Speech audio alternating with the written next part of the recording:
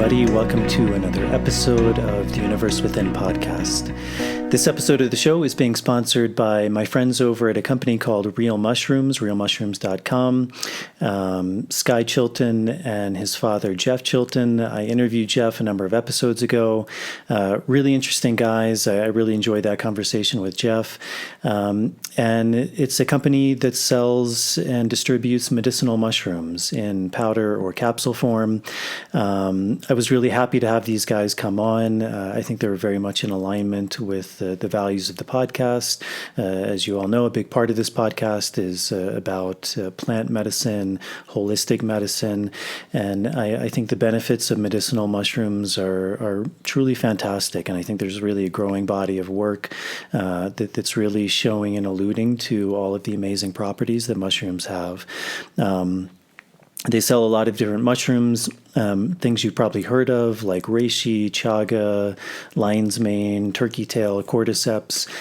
Those are all mushrooms I work with. They're part of what I consider for myself a really holistic supplement regime.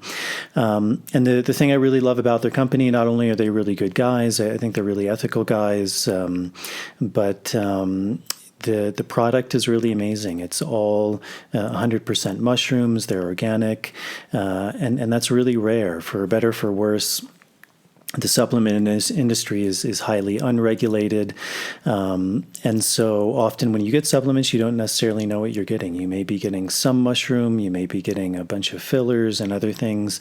Oftentimes, even when you're buying what may be a mushroom, it may not have any of that mushroom in it at all, unfortunately. Even some of the big, I think even the biggest company that sells mushrooms, actually it's not the fruiting body, not the mushroom itself. It's the mycelial, which is grown on grain, and then those things are mixed up and then sold in a supplement form. So not only are you not getting the mushroom itself, you're getting the mycelium mixed with grain. So it's one of the amazing things of Real Mushrooms is it's exactly that. It's real mushrooms. So it's 100% mushrooms, organic.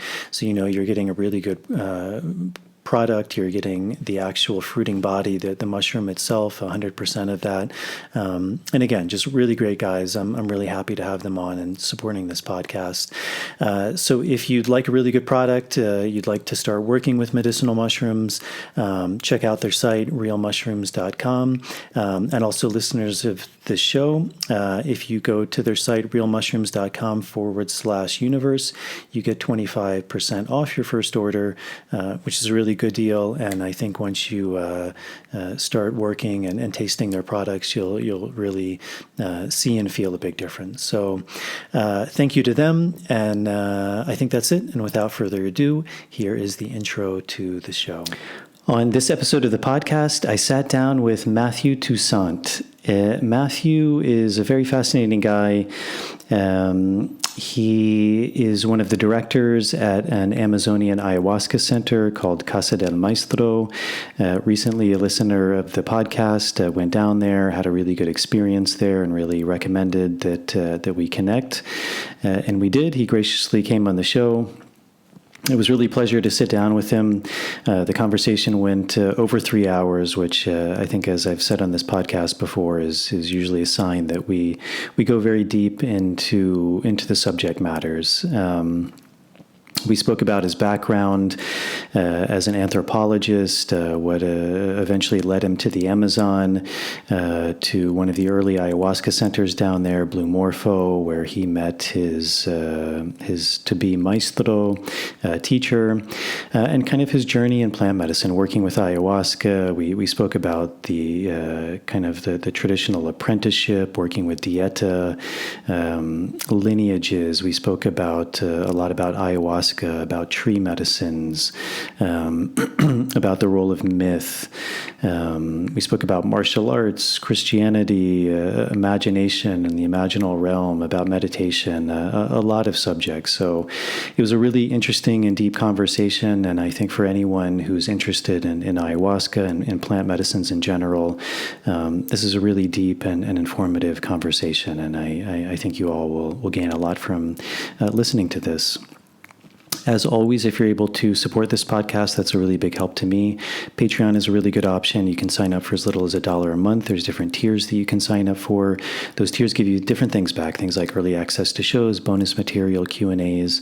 It's a really big help. It's what really allows me to continue making these episodes. So to all of the people who are supporting that way, as always, thank you very much for your help. And if you're able to do that, I'll put a link in the show notes. If you're not able to do that, as always, helping with the algorithms is really helpful. So if you're viewing this on YouTube or Rumble, hitting the subscribe button, turning on the notification bell, liking the video, leaving any questions or comments in the comment section. And if you're listening to this on Apple Podcasts or Spotify, leaving a starred rating and a short review.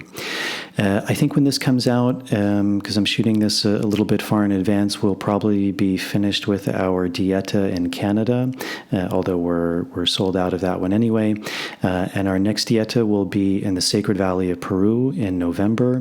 And that's a chance if you're interested in working with myself, with my colleague Merav, with tree medicines like we spoke about, specifically with tobacco as the medium.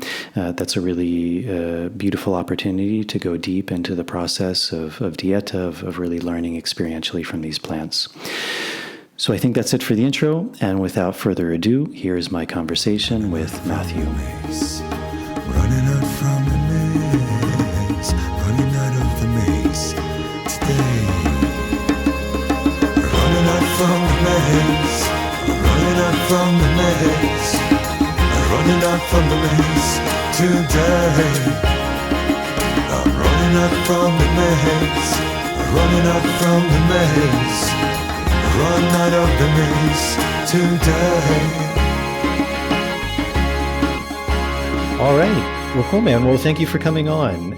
We were chatting a little before, and a guest who came down to your center, who also supported the podcast, reached out to me and really recommended that I interview you. You had a really good experience at Casa del Maestro, and he said you were a big part of that. So. We were mentioning before we're not really familiar with each other, but I did a little bit of research on you, and you seem like a really interesting guy, and I think we'll have a really good conversation, God willing. So a few technical difficulties but here we go. So maybe to start, maybe you can just introduce yourself, who you are, your background. I know it's always a big question, but just a little bit about yourself and what kind of led you up to the point in life you are now, where you're doing the work that you're doing. Sure. Start with an easy question. So I originally come from upstate New York, and I lived there for the first 25 years of my life. Up until that point, I had a real interest in really environmental science and also anthropology. That's what I focused on when I studied in university. In my late teens, I started to experiment a little bit with different kinds of psychedelic plant medicines and also different kinds of spiritual practices. I was very interested and drawn to the altered state, whether that was through some kind of entheogen to assist the process or other ways to sort of shift the baseline state of consciousness. I got really deep into meditation and other types of ceremonial work using a lot of nature. Like I said, I was into environmental science, but really I just wanted to be outside. And that's what kind of drew me in that direction. Once I left New York, I was on a bit of an exploratory phase of my life. I moved to California. I was living in Colorado, and sometime around that period, I felt this really strong calling to come to ayahuasca. There's a bit of a backstory about the specifics of how I actually got there, but I took that very seriously. At that time, I didn't know that you could go to Peru, and they had these organized retreats, and you could go sit with some kind of indigenous or authentic lineage in a structured environment. That kind of blew my mind. This was 2007, 2008 time. And funny enough, Jason, the two places that I found were the place that I originally went to, where I met my current maestro, Don Alberto, and also the place where you worked at for many years. There was something about Don Alberto that really drew me to him. I couldn't explain why at the time, but there was an immediate sense of presence and connection. And so for really no other reason than interest, I went to Peru in 2008, drank ayahuasca, and that really changed everything in my life. And I've basically been on that journey ever since.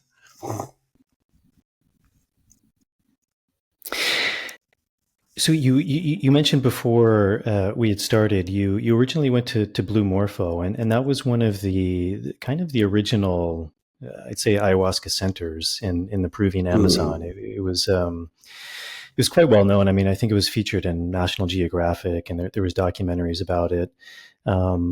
What was that like when you went there? Because I imagine when you started this journey, I mean, now there's ample resources on ayahuasca. I mean, even there's websites on plant dietas and backgrounds and stories. But at that time, there was really nothing. I mean, even if you Googled ayahuasca, probably very little would actually pop up.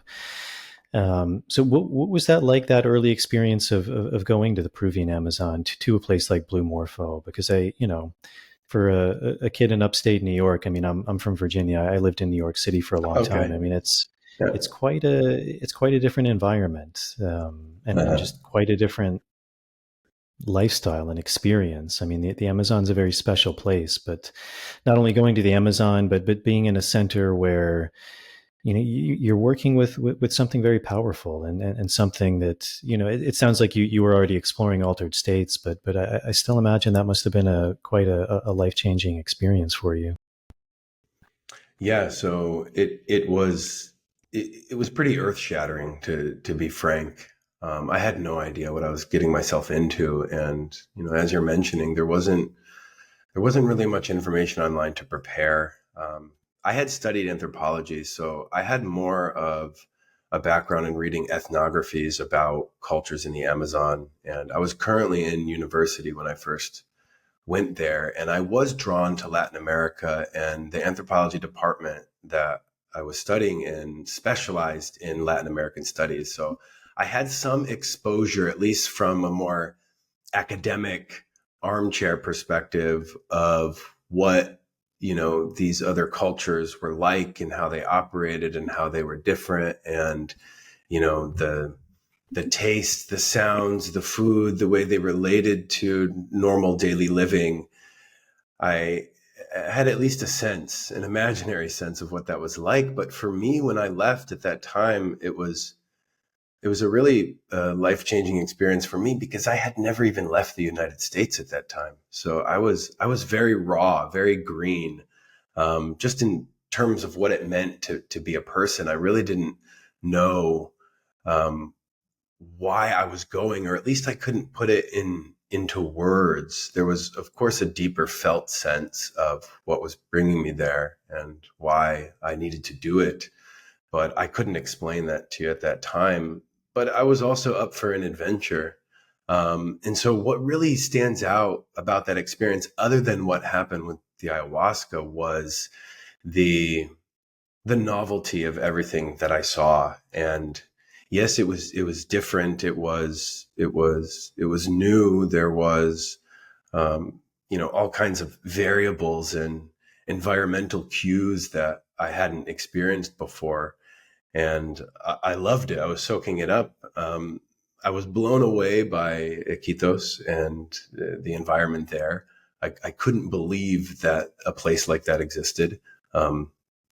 Flash forward into the future, I ended up living there for several years. So that was also quite an experience. But I was really going into it very open and, like I said, very green and kind of ready to experience the unknown. And it wasn't just about the ayahuasca. This was about getting to know the world. This was about taking like what I've been reading about for several years in university and actually putting it into practice, getting some on the ground, tactile, sensorial experience of what it was like to be immersed in another environment, another culture, another language, social environment, cues, different ways that people, shared what it meant to be a human. It was all new to me. And I remember thinking in the morning before I left that, whatever was ahead of me, that no matter what happened with the ayahuasca, just the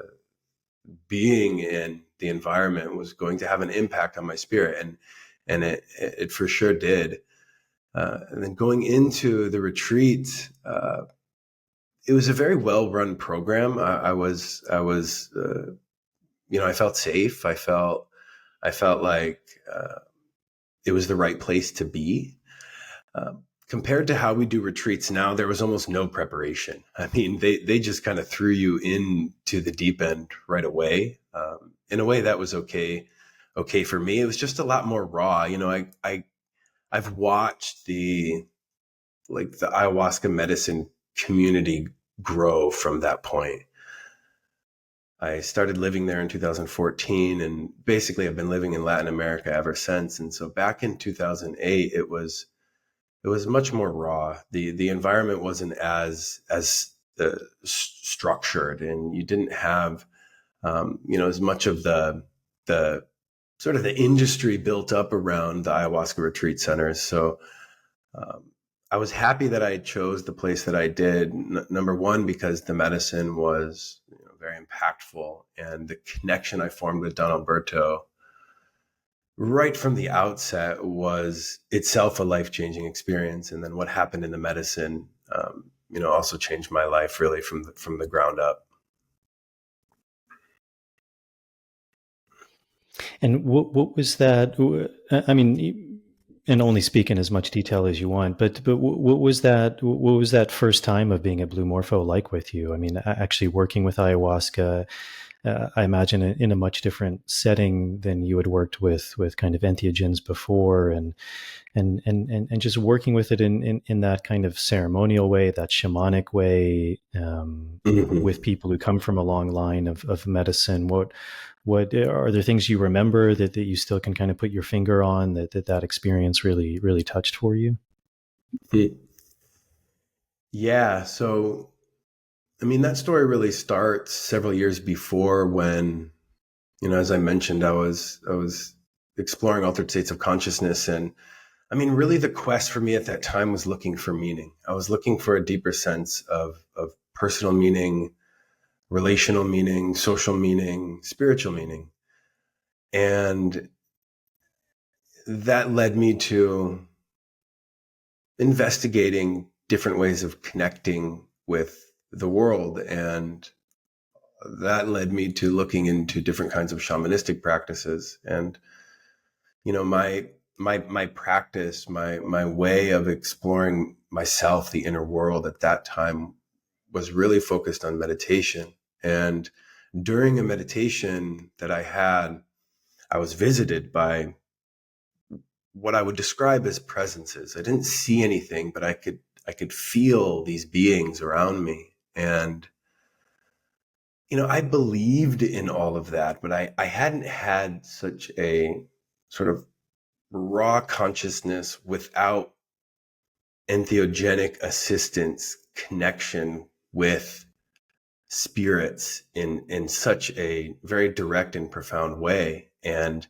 when I felt these beings, they started to speak to me, and they said some very specific things. And some of the things that they said was directed towards going to Peru and finding a shaman and drinking ayahuasca, which at that time really came out of nowhere. I was not planning on doing that. That was not something that was in my consciousness as something that I could even do, or that I wanted to do, or that I knew was possible. And so that's when I started to look more into ayahuasca. I had heard about ayahuasca just through research and, through different ethnographies that I read and other books about psychedelics, but it was not on my radar to try it. And that vision, that connection that I had with those spirits, I took very seriously. And that's when I found Blue Morpho. That's when I found Don Alberto. And that's when I decided to go to Peru. And so when I got there, in the very first ayahuasca ceremony, they like within 15 minutes, I went on this just cosmic roller coaster. And it took me all the way back to another time when I was about 17, 18 years old, maybe 19. And I had been experimenting with LSD at that time and other psychedelics. And during one of these experiences, the medicine, the journey into my consciousness took me into this like elevated state. And in that place, it was like being in the sky surrounded by clouds and like angelic choirs. And there was all this like crystalline blue and white and pastel light. It was very much like a, mythological heavenly setting or environment. And I kept hearing my name being called. And, finally I'm like, what?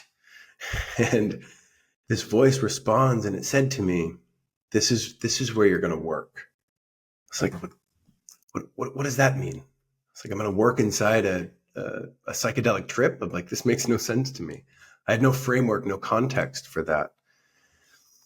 And before that experience, I wasn't really, I didn't really have a spiritual understanding. I wasn't framing the world in that way. And when they told me that, something clicked, and I was kind of spit out of that environment. And I did this sort of reverse life review all the way back into the moment where I was in that moment. And from that moment going forward, I started to connect with the world differently. I started to be much more drawn to, the invisible, the unknown, the mysterious, the spiritual. And I started to have these relationships with life as framed through spirit. That was really the beginning of my spiritual journey. And so now flash forward to the very first ayahuasca ceremony. They took me for this cosmic escapade, and I ended up in that same exact space, that same exact vision of, the heavenly realm. And I hear that same voice, and it says to me, see, this is where you're going to work. And then that vision descended and it kind of dissipated into the physical world. And I basically went near sober. And then I could see the maloca that I was in. I could see the ceremony. I could see the maestros. And there was like this tunnel of light that appeared. And on the other side of that tunnel were Don Alberto and like the medicine spirits. And then that voice says to me, those are your teachers. This was my first ceremony in ayahuasca. And I was like, yeah, right. Like this is where I'm going to work. There's no way. Like, what does that even mean? I was not accepting that was real. I was like, I'm delusional, or, this is my imagination, or, I tried to write it off. And I continued the rest of that ceremony, really enjoying my time. It was quite amazing. It was fun. It was adventurous. I felt very familiar in the ayahuasca space. It felt like it was a place that I'd visited before. It felt like home to me. The smell of the mapacho, the sounds of the icaros, the low candlelight after the ceremony ended, the hushed whispers of the participants, afterwards, and during, the sounds of the purging, kind of interwoven with the medicine songs, interwoven with, the soundscape of nature. It all felt right. It felt like it was both new and ancient at the same time. And that space really resonated with me internally. And I felt like I found that sense of deeper meaning that I had been basically hunting ever since ever since that one particular experience with entheogens that really opened, my spiritual journey. And that felt like that was a completion of a cycle, and then also the beginning of another one. Now, that being said, I spent the rest of the week in agony and, puking my guts out and wondering how on earth I was going to even get to the next ceremony, let alone, concede to what the vision was telling me that I was actually going to be working in this space. So I did not believe that vision. I didn't take it seriously. Of course, it never left me. It was always kind of in the back of my mind, but I didn't talk about it. I wasn't telling people that, I had found a calling or anything like that. I really didn't want to be that guy, but also I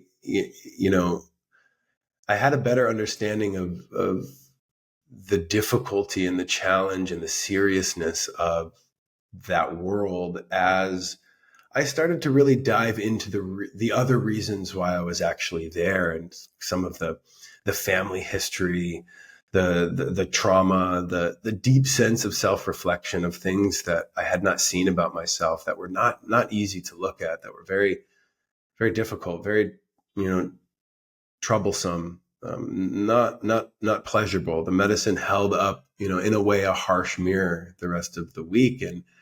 And that's what I went home with primarily. And then this idea of, sort of the fantastical hero's journey into the medicine where I give everything up and I head into the jungle and, to learn this ancient practice, that was much more background. And,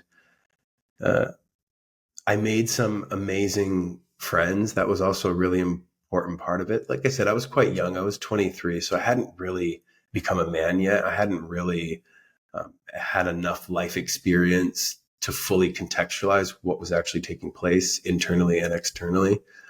But those relationships, that social environment of the retreat center was just delightful. It was profound. It was very meaningful and equally important as everything else that happened. And, I find that's the case now for sure for all the people who now come and work with us, and just all the experiences that I've had over the years too. And those bonds, that sense of community, even if it was temporary, some of them are still being cultivated. I just heard from someone, as a matter of fact, yesterday that I met and sat next to, actually, on that very first retreat. So we're talking 2008, 16, 17 years. So, it's like you make these lifelong bonds and you kind of go through this harrowing, exhilarating, transformational experience together. And it leaves an imprint, a lasting and profound effect. And, the people that you do it with stay with you. And, I have so many of those now because I've been in that environment so long. So when I got home, I had to put some pieces together, and it was not on my plan to go back either until it became apparent that that's what I needed to do. And kind of little by little, I developed a relationship with the ayahuasca and with the curanderos, and with the experience, with the culture. I started to learn Spanish. I slowly allowed myself to immerse myself in that world. My original idea, or once I was there that second time, I'd finished university and I was on the fence about whether I wanted to approach this as an anthropologist. So that was definitely one angle of interest that I brought into it. But over the next several years, I would participate with ayahuasca on average, maybe once, twice a year.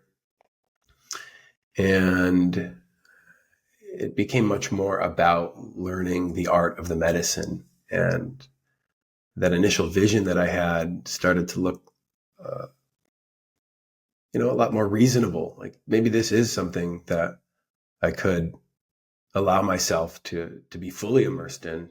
And, a door opened for me and I took it. And then in 2014, I started to work with the medicine, essentially full time since then.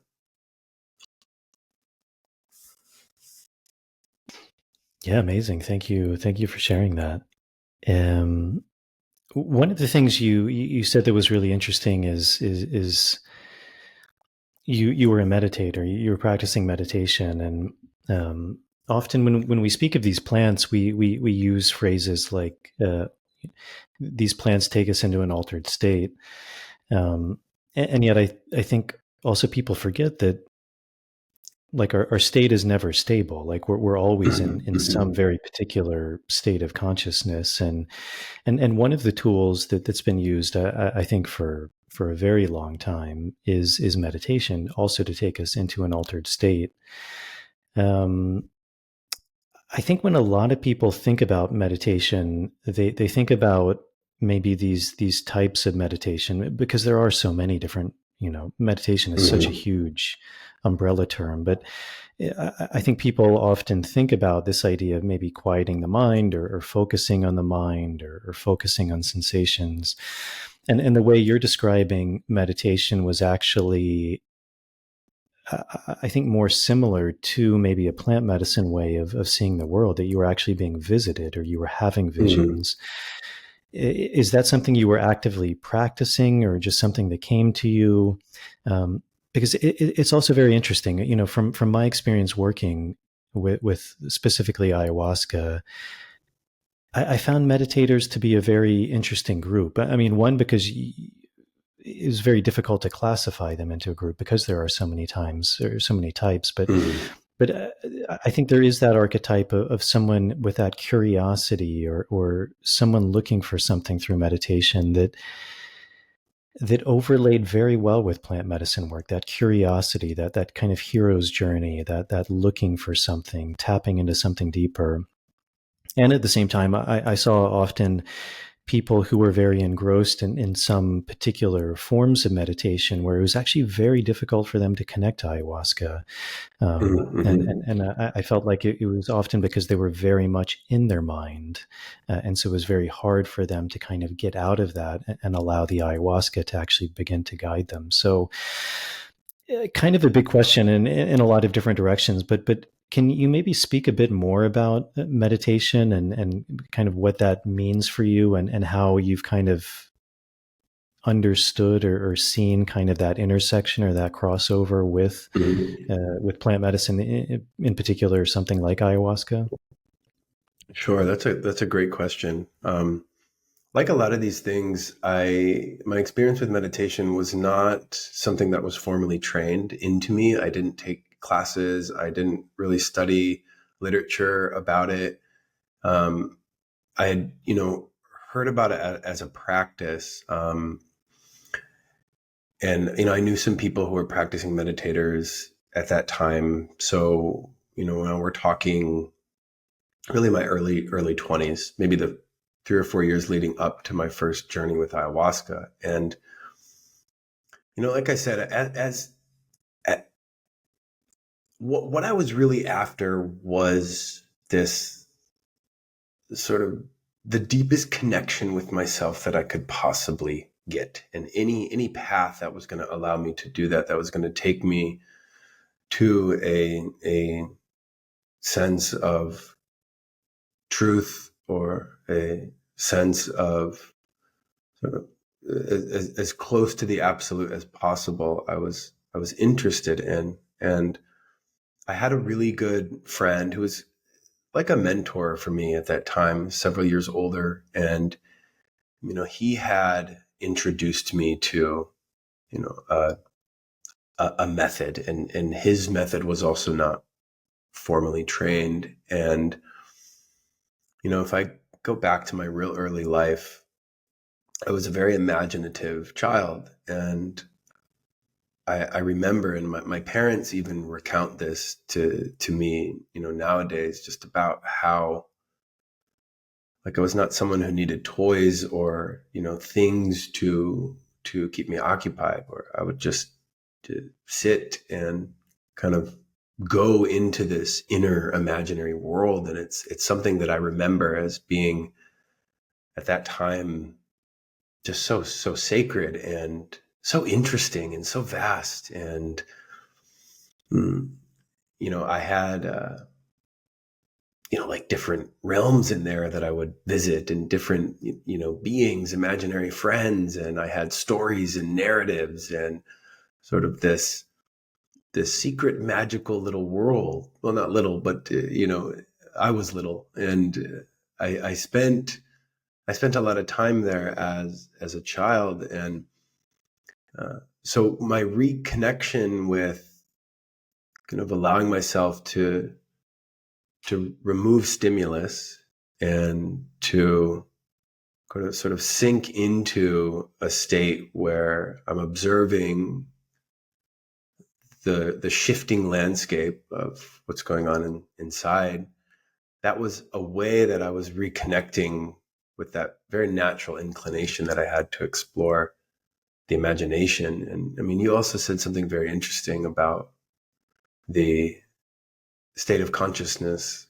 Of course, it's not stable. In fact, I think the way that we often frame it is actually the opposite, where we're doing everything we can to try to maintain some, elusive sense of stability. But the natural state is really is quite dynamic and ever changing and ever shifting. And, we're trained in a way to sort of thwart those movements and to try to create this sense of stability or safety within the potential of what consciousness could actually be. It's a vast open-ended question as to what it even is. And, while I was in this more meditative exploratory state, I had a number of experiences that were very difficult for me to explain with any of the framework or understanding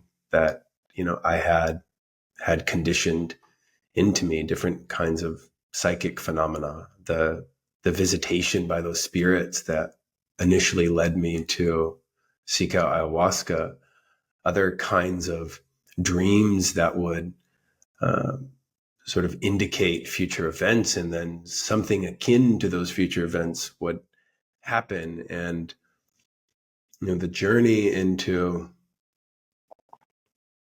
silence, the journey to sort of just be in a state became very exhilarating for me. So, because I think I like to explore, I wasn't the kind of meditator that would say, try to shut everything off. It was much more like, I think, what people would describe as shamanic journeying, which is a journey through the imaginary realms, a journey into the subconscious and unconscious world, a journey into, the world of the collective consciousness even, and sort of as expansive as it possibly could be. And so when I would do it, there was typically a direction, there was typically a reason, there was something I was looking for, there was something I was, actively engaged with. So it was much more like sort of Jungian, active imagination, imaginal journeying, that kind of thing. Even though I hadn't been trained in anything like that, I didn't even know that existed until years later. But essentially, that was more like my practice. And I would encounter things. I would encounter beings. I would have conversations with, some kind of figure or symbolic representation, either of something within myself or something outside of myself. And so when I sort of plunged into the world of ayahuasca, suddenly that became animated. That entire landscape became animated tenfold, 100-fold. And, and here we have this long-standing, rich, sociological, mythological, cultural, historical, psychic dimension that is filled with spirits and spiritual beings that are intimately tied to the world of the plants. And it mapped very, almost identically to how I was sort of interacting with that visionary landscape to begin with. And so I took to it, and, it seemed like a place where I could continue the exploration in a way that was, far deeper, far more dynamic. The stakes were quite a bit higher, and sort of the impact, the consequences, the real life change of, being and interacting in that world, and then seeing and experiencing how what takes place in that world directly impacts, physical 3D reality, to the point where the difference between what we describe as the imaginal or the imaginary, the spiritual, and the physical starts to take on less and less importance. And I think what was really important for me there was, not just that visionary exploration, but was that it could actually then be anchored into something tangible and substantial, in your day-to-day life.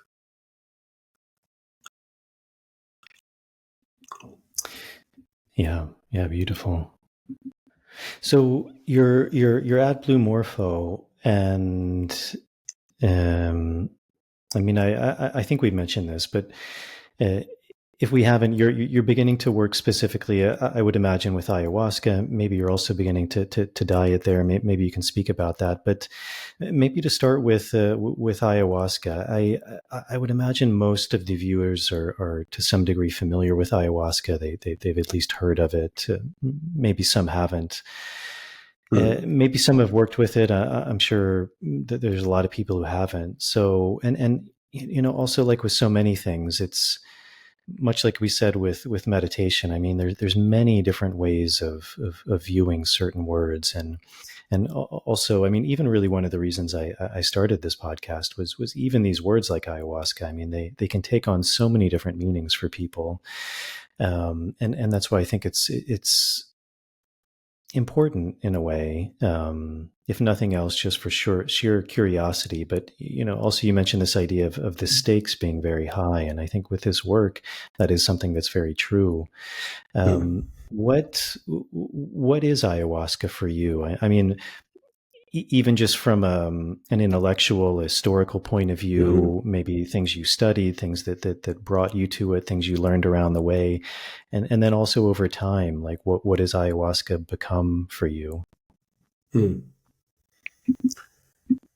Great. Okay, so there's a number of ways to answer this. There's a lot of different angles. I like to start with the word. So in Quechua, the word aya, it means like dead or death.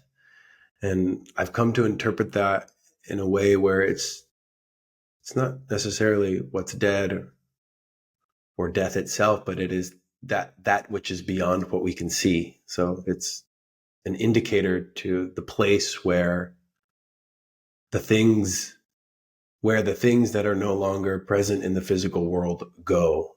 So it is the realm of spirit.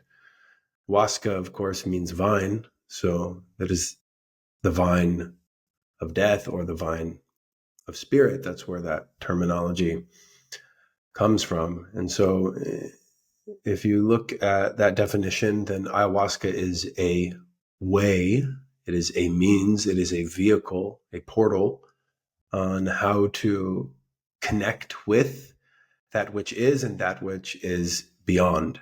And anthropologically, historically, there's a number of ways that indigenous groups and tribes and different lineages would work with this plant specifically to engage what they would describe as the world of spirit. And the other place where I like to begin this definition is ayahuasca is, well, it's a plant. It's a plant. When we say ayahuasca, we're also talking about two things. One is the actual plant, the vine, the Banisteriopsis caapi vine. So that's the name of the plant. You say ayahuasca, we're talking about the plant, but most of the time people mention ayahuasca, they're talking about the drink that's made with the plant. But that also is typically includes other plants. So sort of the basis for the experience of ayahuasca, for the journey, for the drinking of ayahuasca, comes from the vine, and then there's a lot of other plants that are mixed in with it. The drink is then referred to as ayahuasca as well.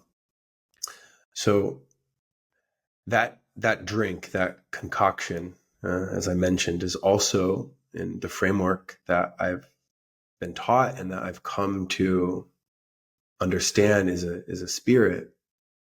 And the way we understand this, the way I understand this, what I've learned through my experience with ayahuasca and plant medicine is that we think of the plant or anything, an animal, a human, a stone, a mountain, as having a spirit. But it's really, you can see it as an inverse, where the spirit of the plant is the essence. It's the original energy, is that which is born first, and it has a body, and the body looks like a plant. So in many ways, or at least in this way, the plant is a spirit first.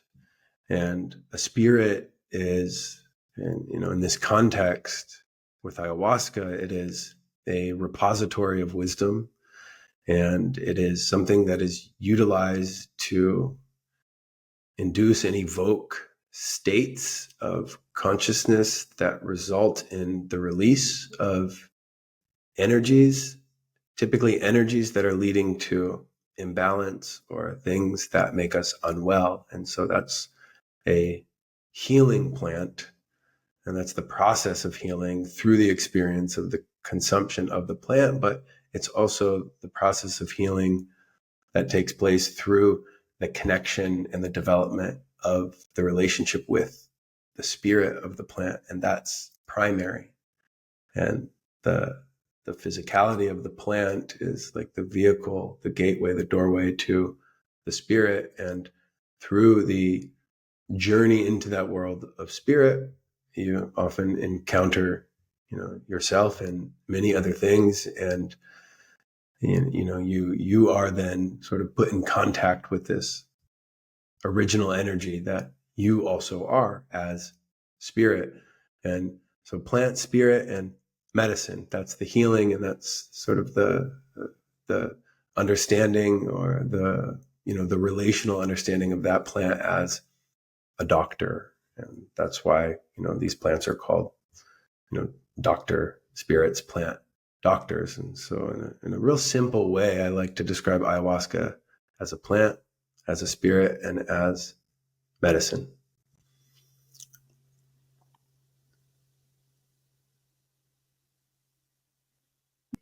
So one of the things that you mentioned was this idea of vision. Even when you were speaking about your first ayahuasca experience, you said it took you into a vision, which you also had a very similar one with this meditation you were doing. I think that idea of vision is a very common theme with not just with ayahuasca, but what would be called visionary plants. I mean, even we refer to certain plants as being visionary. Can you speak a bit about what that means to you, a visionary plant, and then also maybe as a follow-up to that, for you, what is that difference between a vision that's coming from the plant versus a vision that's coming from you? Like for example, I would imagine some people, they may be saying, well, this Matthew guy sounds really interesting, but maybe that was just his imagination when he took ayahuasca, telling him that he was going to work with ayahuasca one day. So what is that difference to you between, because you were speaking a lot about imagination, and that's something I'd like to speak more about too, because I think imagination is also, we speak of it almost in a dirty way these days, much like we do dreaming. And I think there's a lot more there, but yes. I guess just to start, maybe that idea of vision, what is vision, and how is that differentiated between, something that we're just making up, or maybe something that we want to see? Like, what is that dance for you? Mm-mm. Oh, this is a fantastic question. Okay, so vision in, let's say, in ayahuasca, people will usually relate that to visual, to something that you're seeing with your eyes or with your inner eye within sort of the theater of your mind, um, typically associated with images.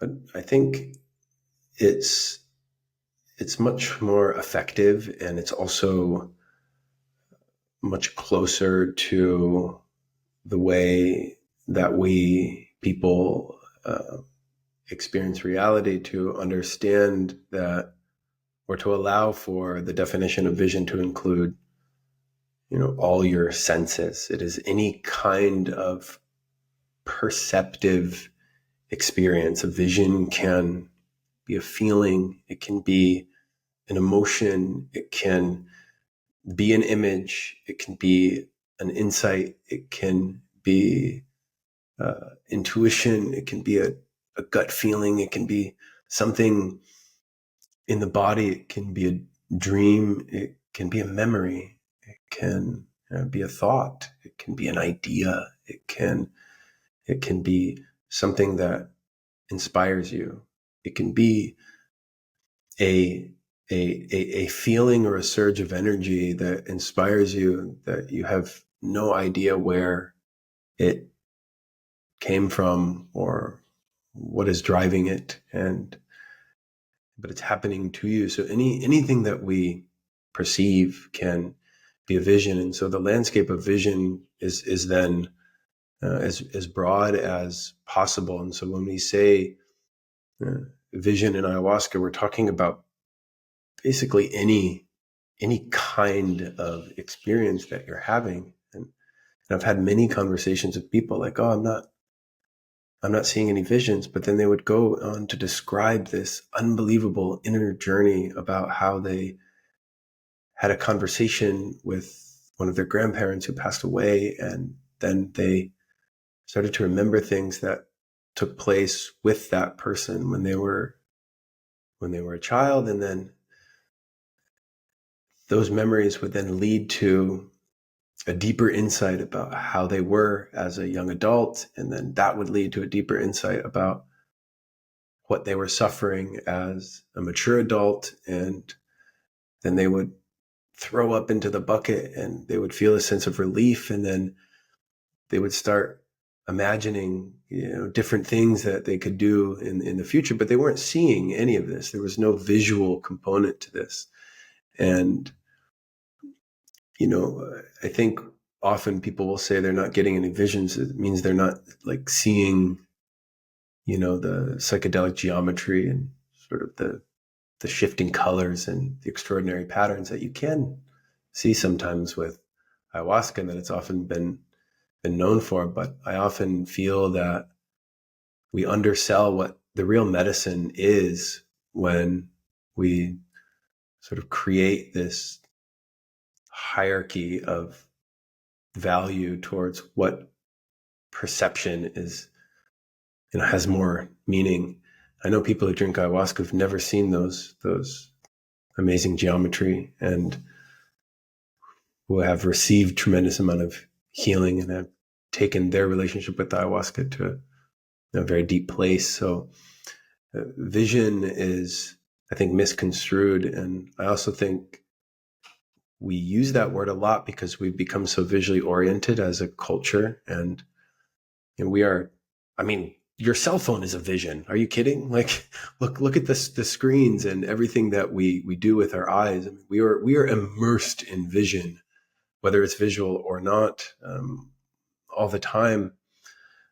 So a visionary plant then is something that sort of opens the access points to being able to expand upon what is possible with your perceptive faculties. It allows for more information to be seen, to be perceived in a variety of ways, perhaps even in ways that you've been disconnected from, or that you didn't even know were possible in terms of how you perceive and communicate. And ultimately, that's, I feel, what we're really talking about is this communicative relationship with the world through sense. And our, natural state is constantly sort of barraged and inundated with uncountable number of stimuli, and we are sort of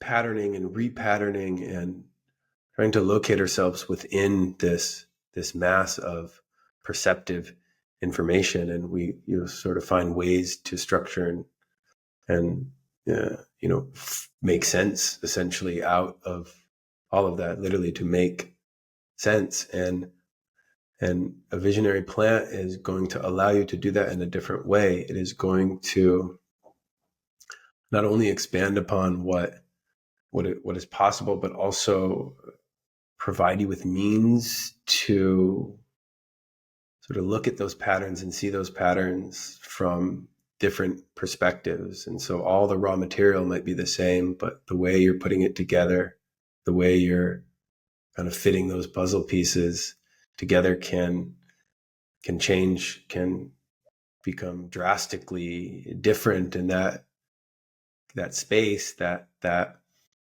sort of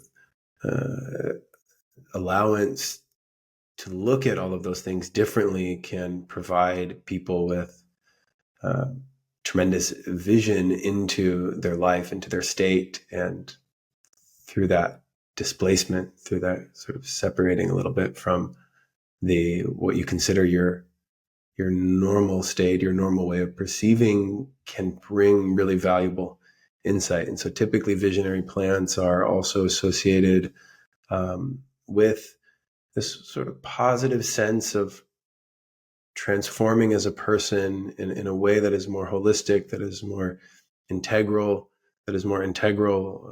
within oneself, and that also is more integral in a way that is meaningful and valuable for your environments, including your social environments, and so your relationships with the people in your life. And visionary plants are also typically associated with, many of them, maybe not all of them, but certainly the majority, with cultures that hold these plants as sacred, and they have relationships with these plants that are kind of built into the sense of well-being for the society at large. And so they're used to sort of maintain the homeostasis of the social, cultural, and the physical environment, the interrelational environment, as well as the individual environment for the people who are sort of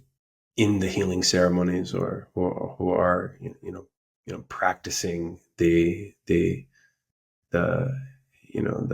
ceremonial protocols of that particular culture, receiving the healing or getting the treatment by the healer who are using those plants.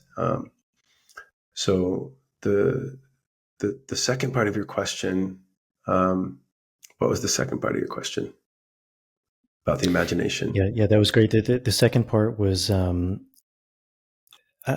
guess it could be said, I guess, first of all, like, through the lineage you're studying, or from your own experience, is there a differentiation between that's right, a vision that's coming from the plant, or something that's being imagined, something that's coming from you? Maybe there isn't. Maybe everything is seen as something that's coming from the plant. But if there is a differentiation, like what or who or how is that deemed to be coming from the plant versus coming from our own? I hate to use the word imagination, but imagination, or yes. maybe even a desire to have something be a certain way. Yeah. So from the perspective of the lineage, and of course I don't want to speak for Don Alberto, but I can share with you sort of the way I've interpreted how he's explained things to me, is that he doesn't necessarily frame it as coming from the plant or coming from the imagination as two possibilities. What he will say and what he teaches is that everything has an origin in spirit. The raw material of life itself is the animating force of anything.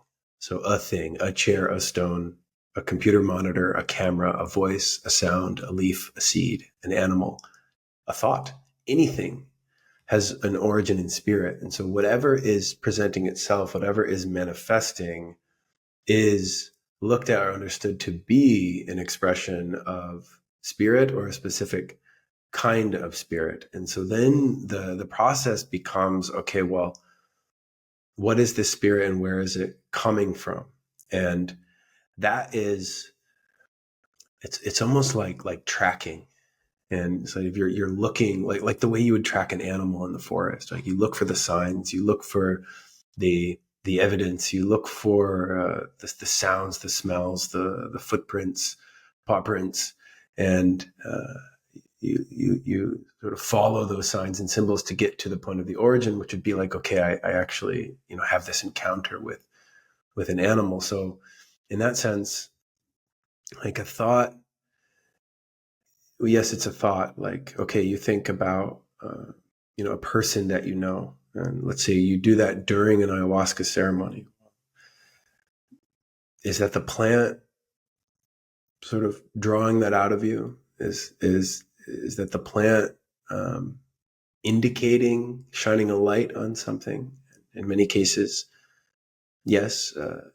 But is that also taking place within your imagination or within sort of the theater of your perception, wherever it is that thoughts are or memories? And so in that sense, rather than trying to determine if it's coming from ayahuasca or if it's coming from sort of one's own mind or imagination, I find that it's more effective, and you can sort of remove the dichotomy and say, okay, well, let's just look at what it is that we're seeing. Let's look at what this is. Does it actually matter? If you're seeing a vision from that's originating from ayahuasca, does that make a difference?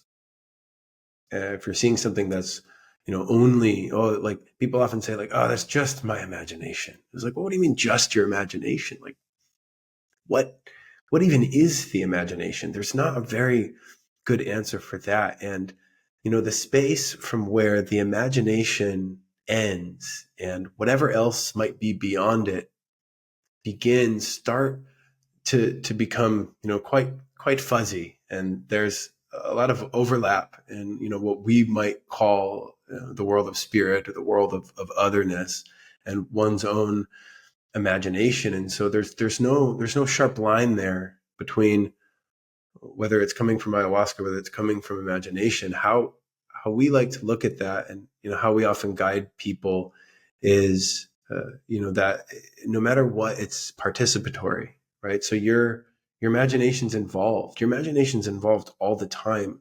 Your imagination's even involved when you're imagining that you are not an imaginative person. People say, oh, I don't have any imagination. The thought and the understanding and the feeling of that is appearing within that space that we call the imagination. It's like the blank canvas of anything that takes place within the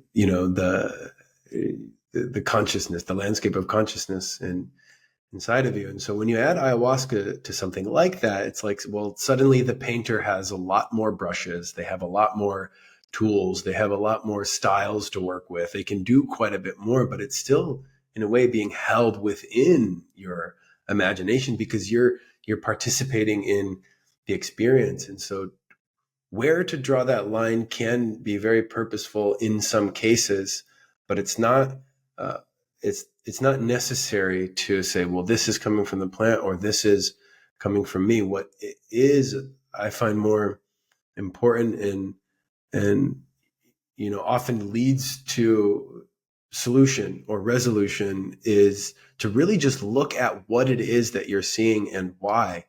Often, people will like experience something really difficult in ayahuasca and they don't know why, or they're seeing something that's that's unpleasant or that's scary or that doesn't even make any sense to them. It could just be weird and strange and not even necessarily scary, but just like, what is this? And is it the ayahuasca doing it to them? Is it the combination of the ayahuasca evoking something that is already within the vastness of their being, and that it's taking on this sort of collective shape? And it's a very similar process, from what I understand, with how the brain puts together the world and creates the landscape, the physical world that we interact in. And so like there's this constant sort of give and take. There's like this negotiation that's taking place within the individual, what they're experiencing, the stimuli from outside, and in the case with ayahuasca, that itself as a stimulus, and then everything that it does to you internally. And so, you're not a passive recipient of whatever the ayahuasca is doing. As far as I understand, like, you are equally important in that world to engage and participate in with what is going on. So we like to empower our people in that way when they come and they drink with us, and give them a sense of agency that, their consciousness itself is something that is involved in literally creating the world of everything that's manifest, including the one that they're experiencing in some cases for the first time when they ingest something like ayahuasca.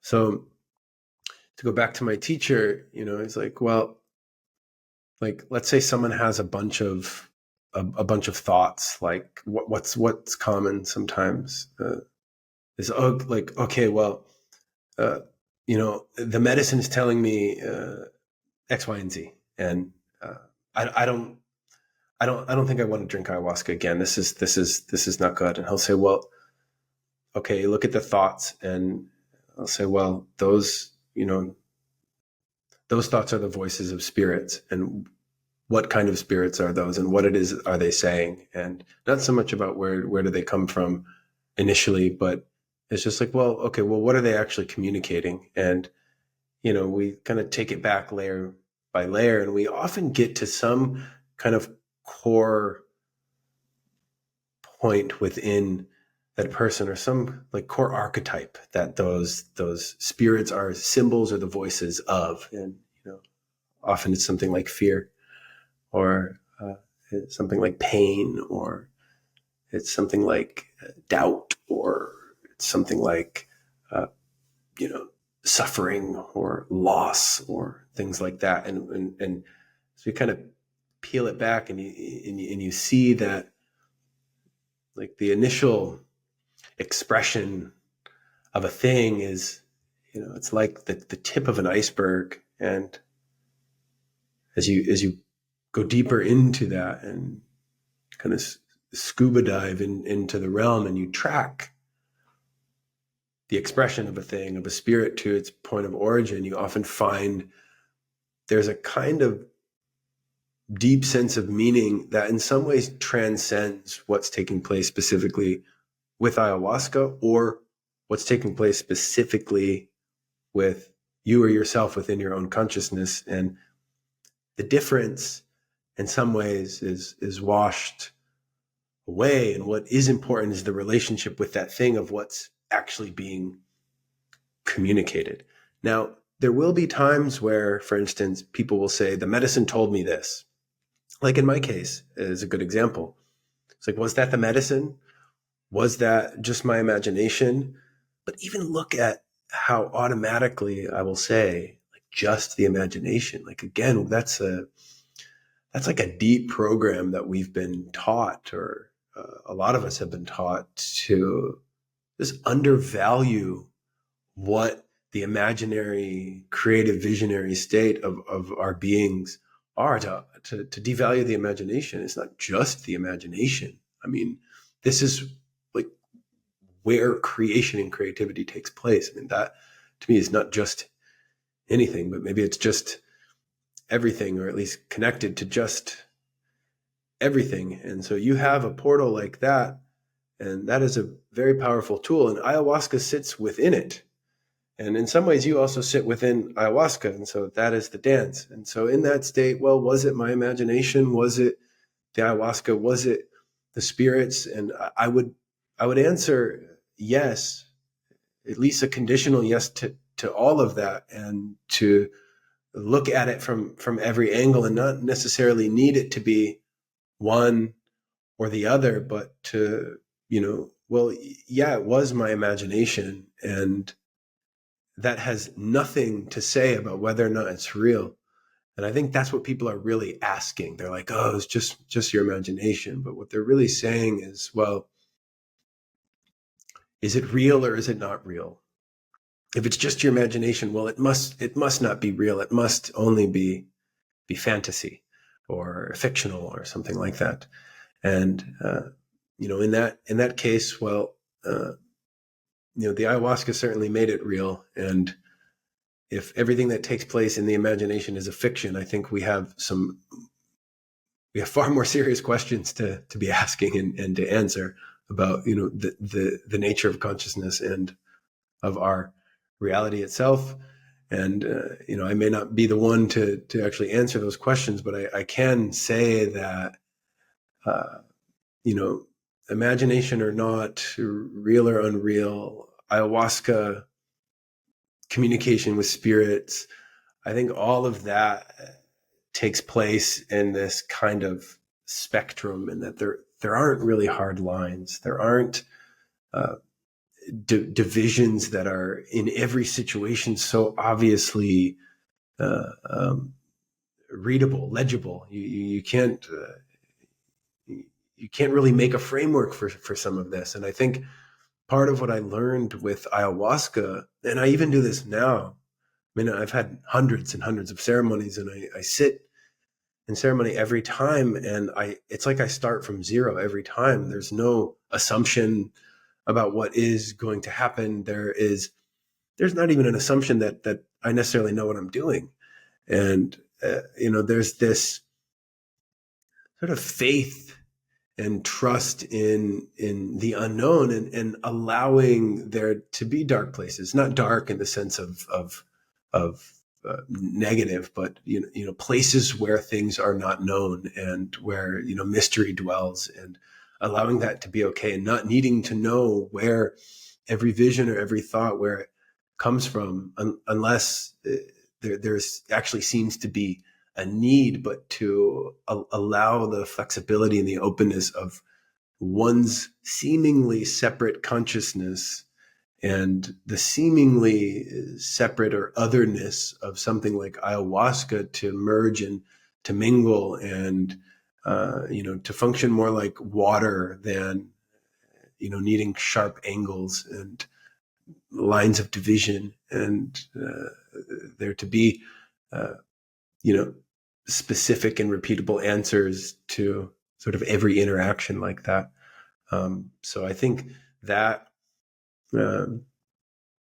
it leaves the exploration more open-ended, but it often leads to a deeper sense of the mystery, and it also leads to, I think, more meaningful exploration, and the ability to kind of not make a conclusion, not stop the momentum of the experience.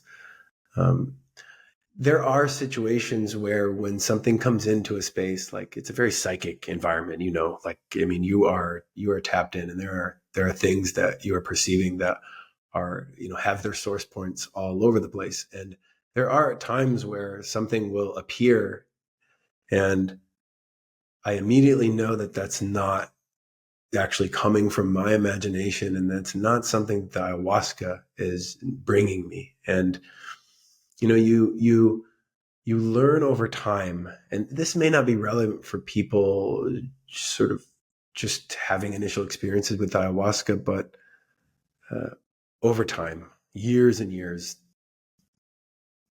hundreds of ceremonies, lots of diets, to kind of read that imaginary, visionary world, and to start to develop a communicative relationship where you at least have a sense of kind of understanding the vocabulary and the syntax and the grammar and how that world works.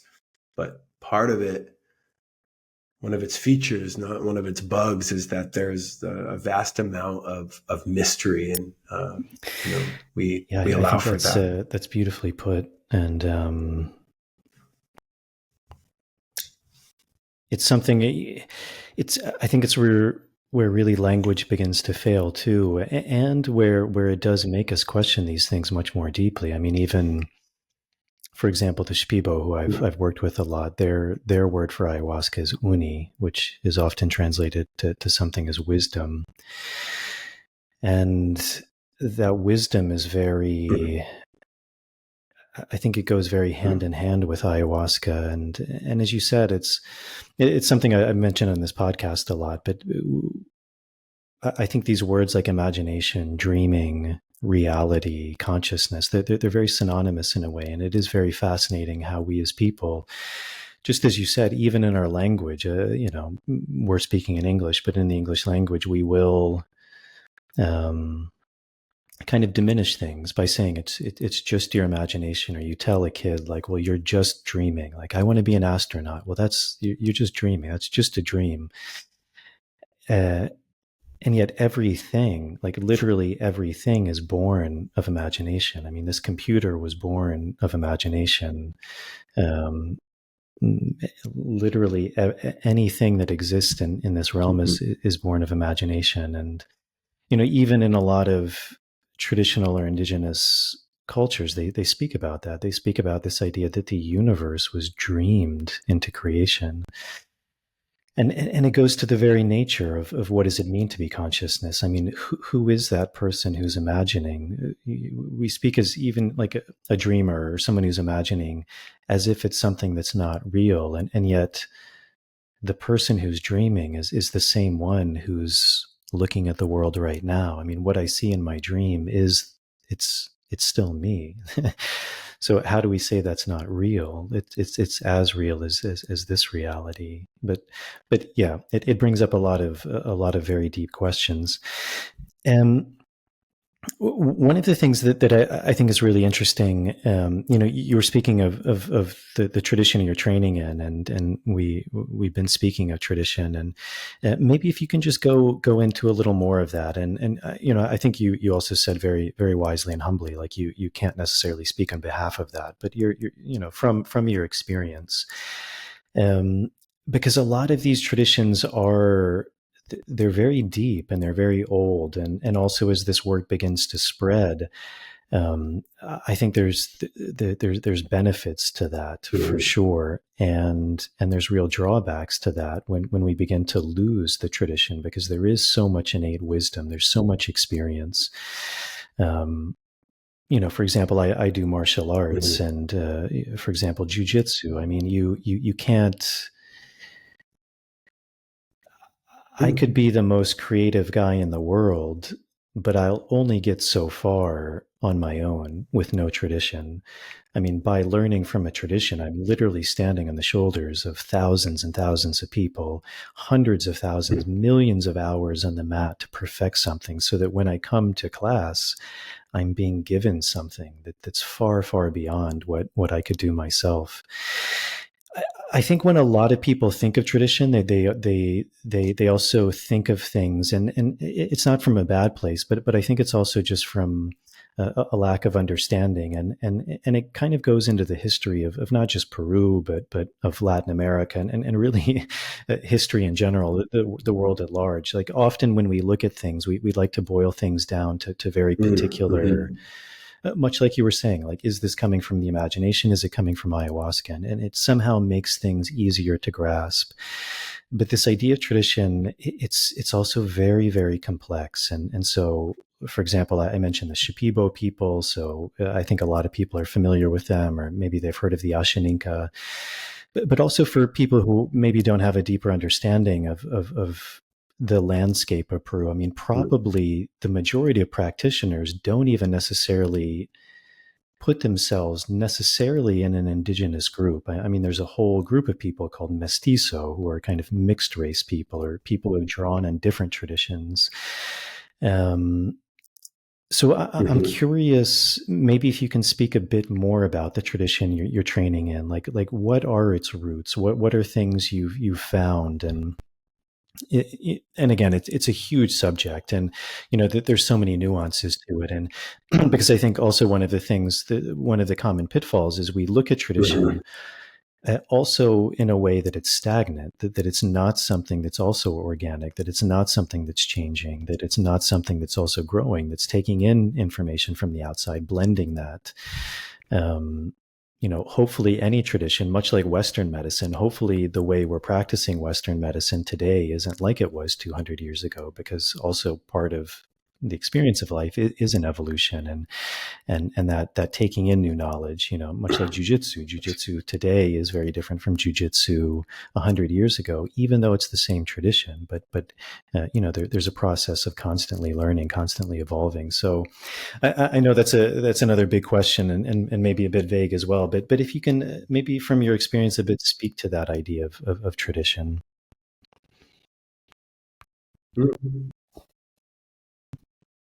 Mm-hmm.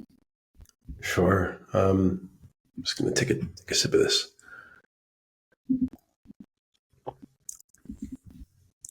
So I just read this quote yesterday, and it said, and forgive me, I forget who the person is, but if we need to put this in the notes or something to give credit, but the quote was, tradition is not the worship of ashes, it is the passing of fire.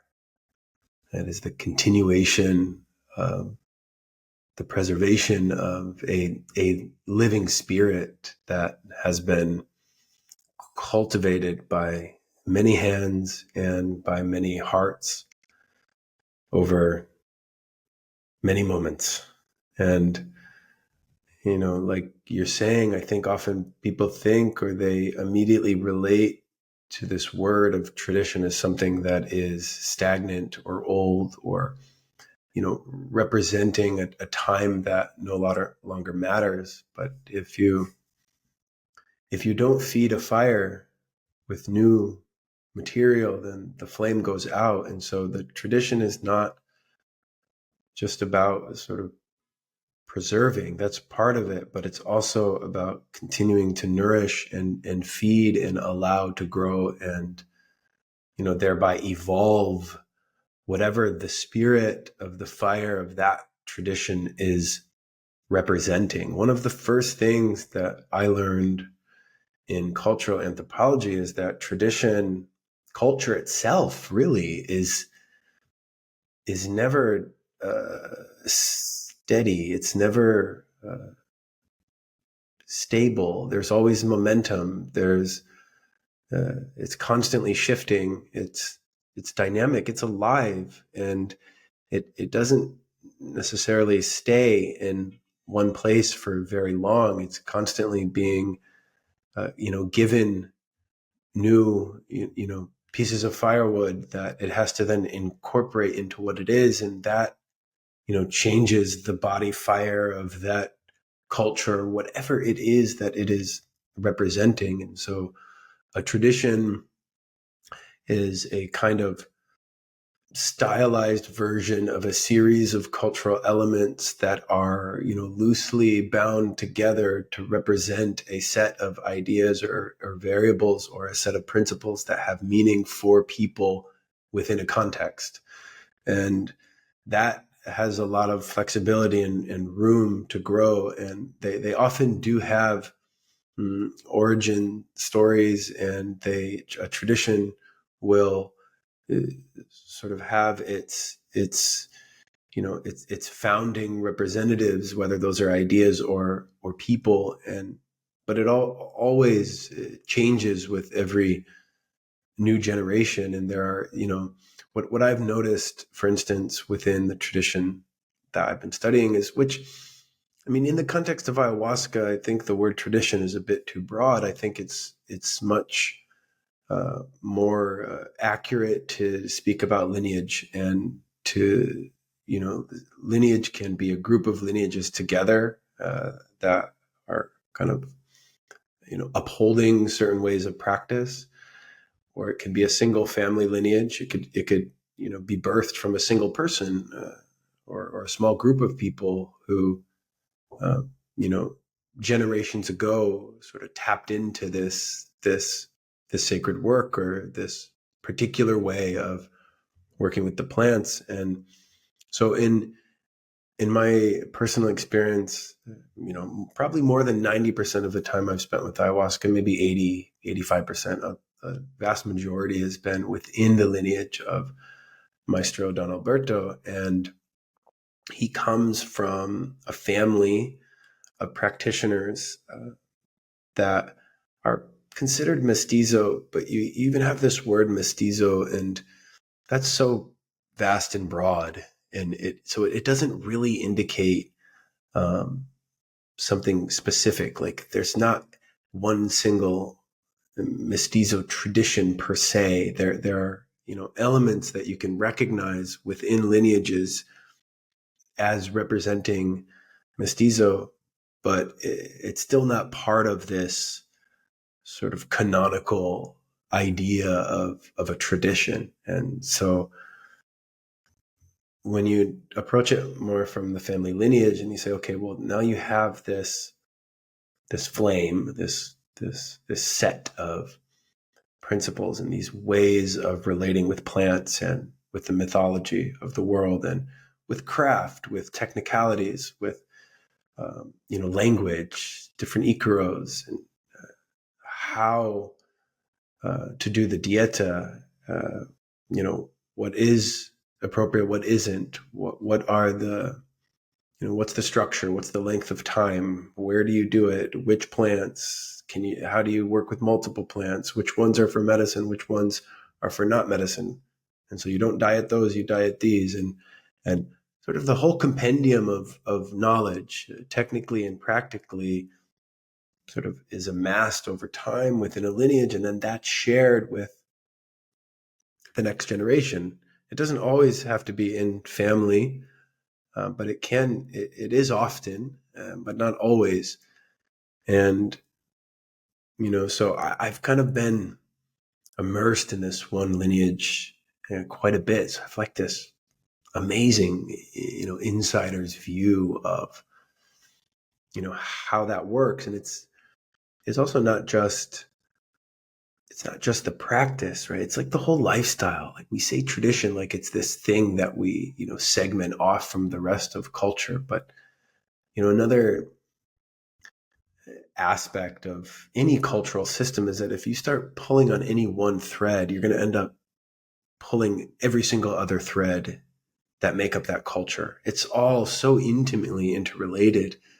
And so you have this lineage keeper, Maestro Alberto, who received the medicine teachings from both of his parents on both sides, and grandparents, one on each side.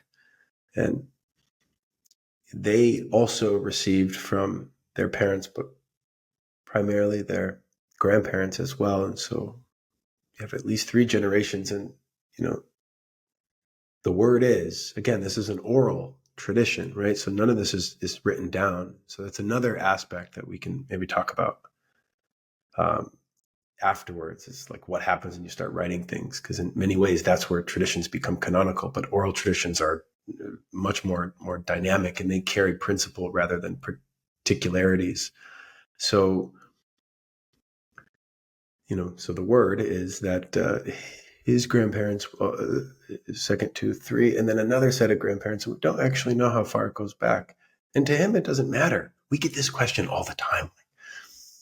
Maestro Alberto, like, how old is your lineage? He's like, oh, like, that's it. That's all you get. You don't get, 4.3 generations. It started in 1723, when when we had to flee our land because, we were trying to be amassed into these work camps, and there were these people from across the other side of the world with boats and steel, and we ran, and our medicine plants protected us. In some ways, that is the origin of his tradition.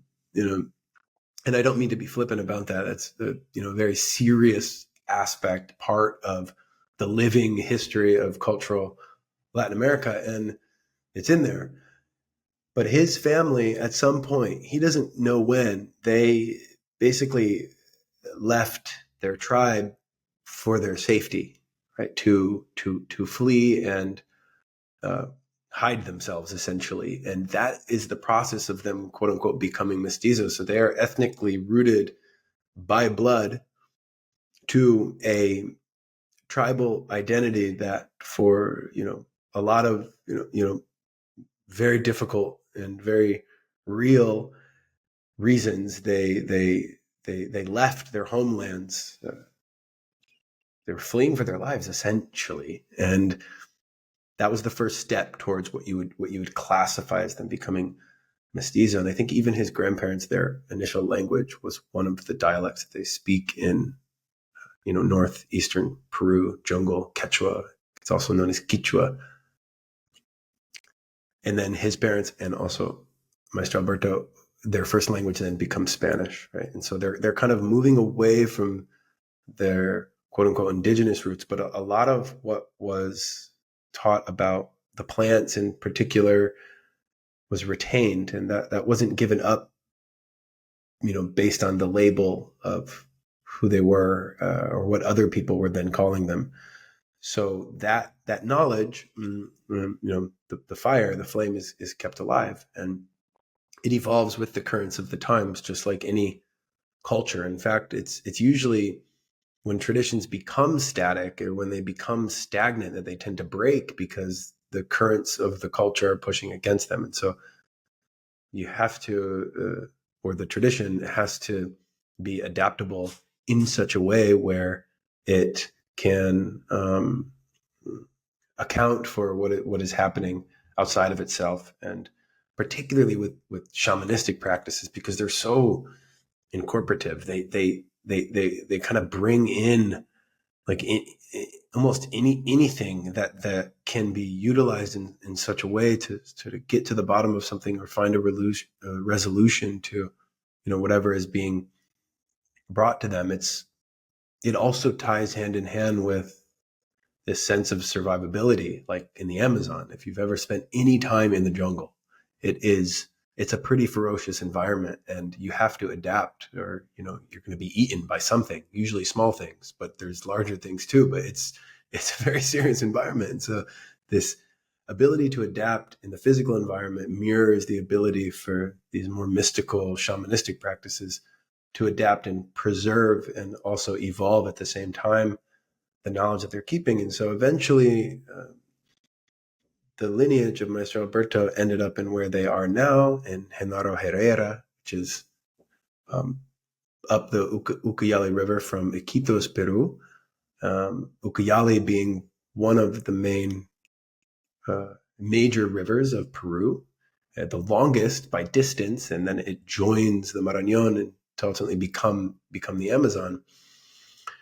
And traditionally, lots of ayahuasca lineages and practices along the Ucayali. It's like one of the main arteries of plant medicine in Peru. That whole area, also the heartland of the Shipibo, and so with a tribal group like the Shipibo, you have a self-identification and a preserved culture and identity and way of living. And then within that, you also have lineages. And so, 80-90% of my time I've spent with Maestro Alberto and his lineage, but I've also sat in, 50 or 60 ceremonies with Shipibo as well. And that was a wonderful learning experience for me, very different.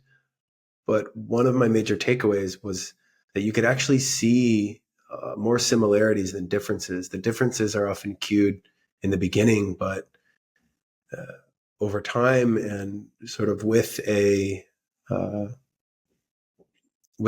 more educated view, I could see that, okay, yeah, there's actually a lot more crossover. So the origin of both of these lineages really, I think, are somewhere down the line coming from a very, very similar place, a very similar set of conditions that gave rise to these lineages. And there's a lot of sharing and crossover and things like that. So um, the other thing I think about lineage and tradition is that, it's so important.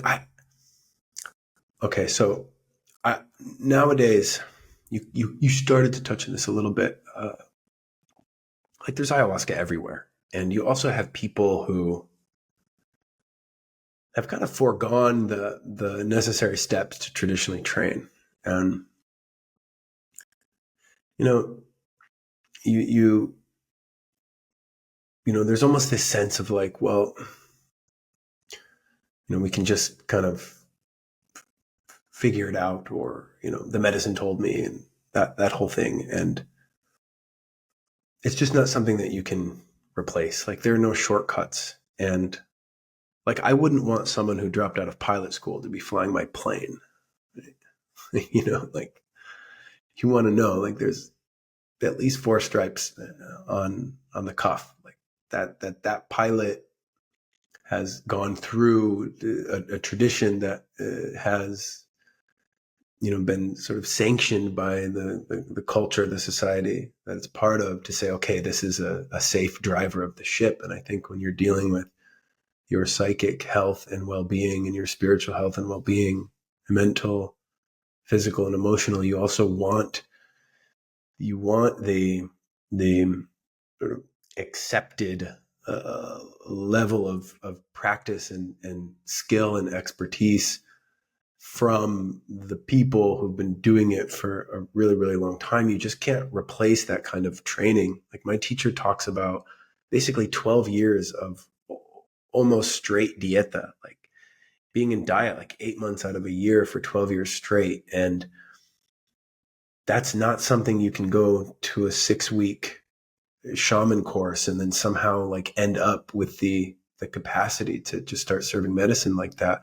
You can't replace what you get from that type of time spent within the throes of a tradition. It's like the required 10,000 hours to go through enough of your own internal process, to go through enough of the sort of isolation and the difficulty, and to build a strong enough relationship with the medicine and the medicine spirits, and to see enough people go through the journey to amass that sort of experiential know-how, just to be able to then, okay, say, I can humbly now represent this tradition, and I can primarily, first and foremost, safely hold this space. I've kind of seen the spectrum of what this medicine can do, and how to do it, and how to approach it before, during, after, and how to be with people as the delicacy of their psychic health is now falling into the hands of a practitioner responsible to land the plane safely. So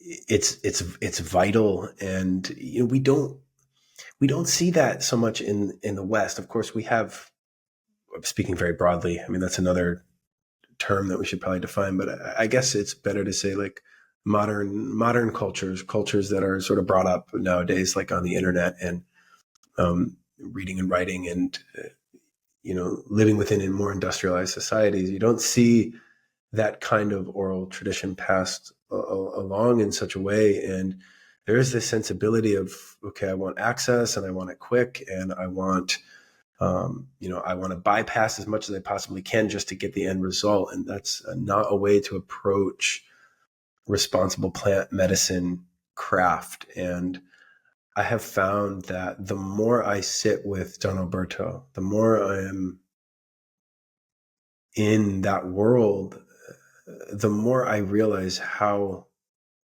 little I know. And it's funny, you brought up martial arts. Now, I've trained some martial arts, mostly different kinds of kickboxing. And I went to Thailand for several months and I trained in a gym there. And when I left there, I definitely learned a lot. But the one thing that I really learned, it's like I got a peek at what mastery was really like. And I was like, oh my gosh, I don't know anything, like barely scratching the surface. And that's how I feel with the plants too. Is it's like the longer I'm there, the more I see how vast that world is. And it's like the tradition provides safeguards to keep you safe and also to hold together sort of the long game of the practice to make sure that the movement is within the structures that have been tried and true methods of maintaining safety and having an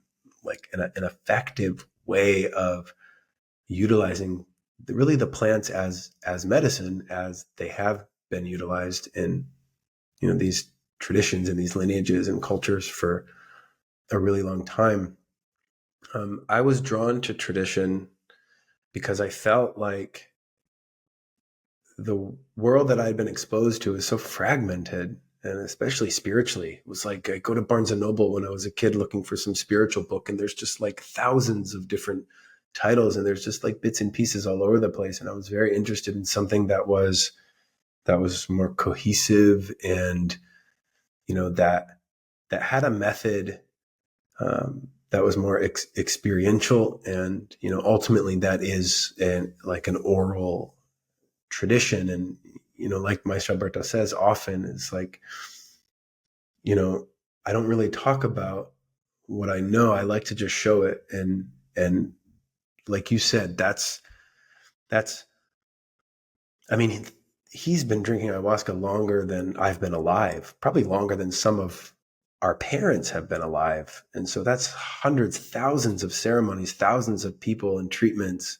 on top of elders who have been doing that their entire lives, on top of elders who've been doing that for your entire life. I mean, it's like the main line, into the entirety of what that plant spirit is and can do, or at least it's an access point. And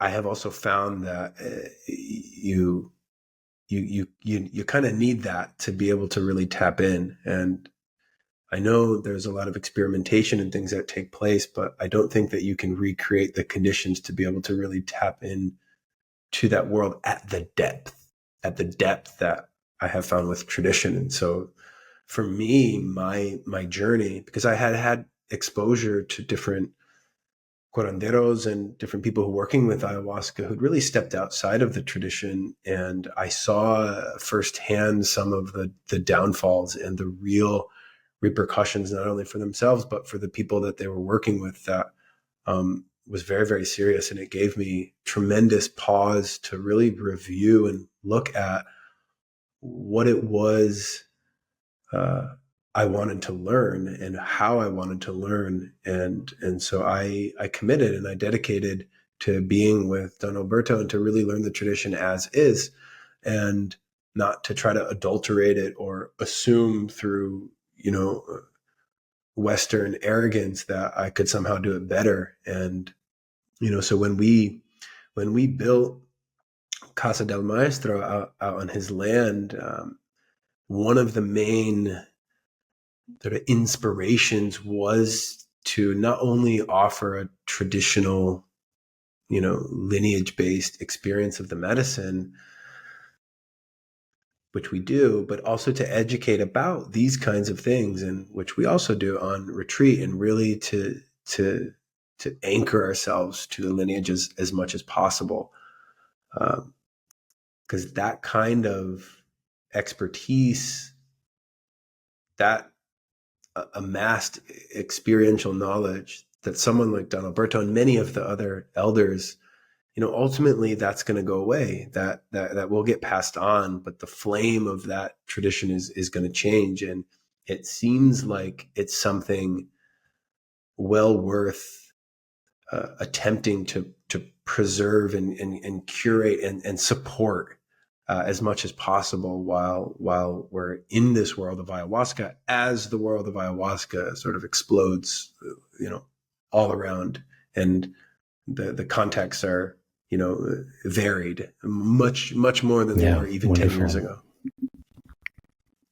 Yeah, it just also made me think, even in a martial art like jiu-jitsu, you have a white belt who's been practicing for 2 years. Even 2 years, it's a long time, versus a black belt who's been practicing for 30. And by name, they're both players of jiu-jitsu, but it's two different worlds.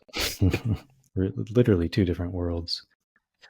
Exactly. Or the kickboxer who's, the kickboxer going to a gym, casual gym to train 3 times a week, versus a kid in Thailand who that's what he does.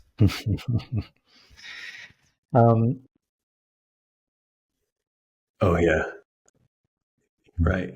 Like you had guys out there who were retired in their early 20s, and had been doing it for 15, 16, 17 years. Yeah. It's just different. You're not going to get one that of the things by going to the gym you said a few early days on a week, that I thought right? was very beautiful, and I don't know if you can expand upon it a bit more, but when you were describing ayahuasca, you described it as the art of the medicine, and I was really intrigued by that. And also now we've been talking about kind of this idea of learning, of apprenticeship. You spoke about dieta before. Can you speak more about what that actually looks like to your knowledge? What actually learning to do this work, and what you would consider to be a way that's really honoring the tradition, that's actually going deep into the medicine, that's not so much on the surface. And what does that look like? What does it smell like? What does it feel like? What does that structurally even kind of entail? Even for example, you mentioned dieta, and I think a lot of people are familiar with that, but I would imagine a lot of people are not as well. Mm-hmm. Mm-hmm. Sure. So, the art of the medicine.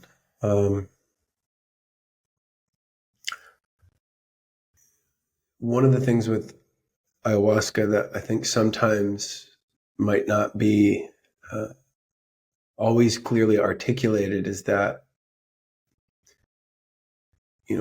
part of the way that the medicine is expressed and is harnessed is through the cultivation of particular relationship with particular aspects of ayahuasca, and specifically with particular spirits that are found within that plant spirit world.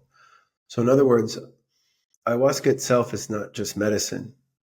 It's not like drink this and be healed. If such was the case, then why would there be these structures of lineage and tradition and protocols for how and to administer it, for how to learn how to not just administer it, but also manage and guide and hold that space and represent the medicine for others. If it was just drink this and be healed, then a lot of what we see in the world of ayahuasca, particularly the traditional lineages, would seemingly be unnecessary. It's, and I think that, ayahuasca itself is not necessarily going to provide what we would describe as a medicinal experience. And so you have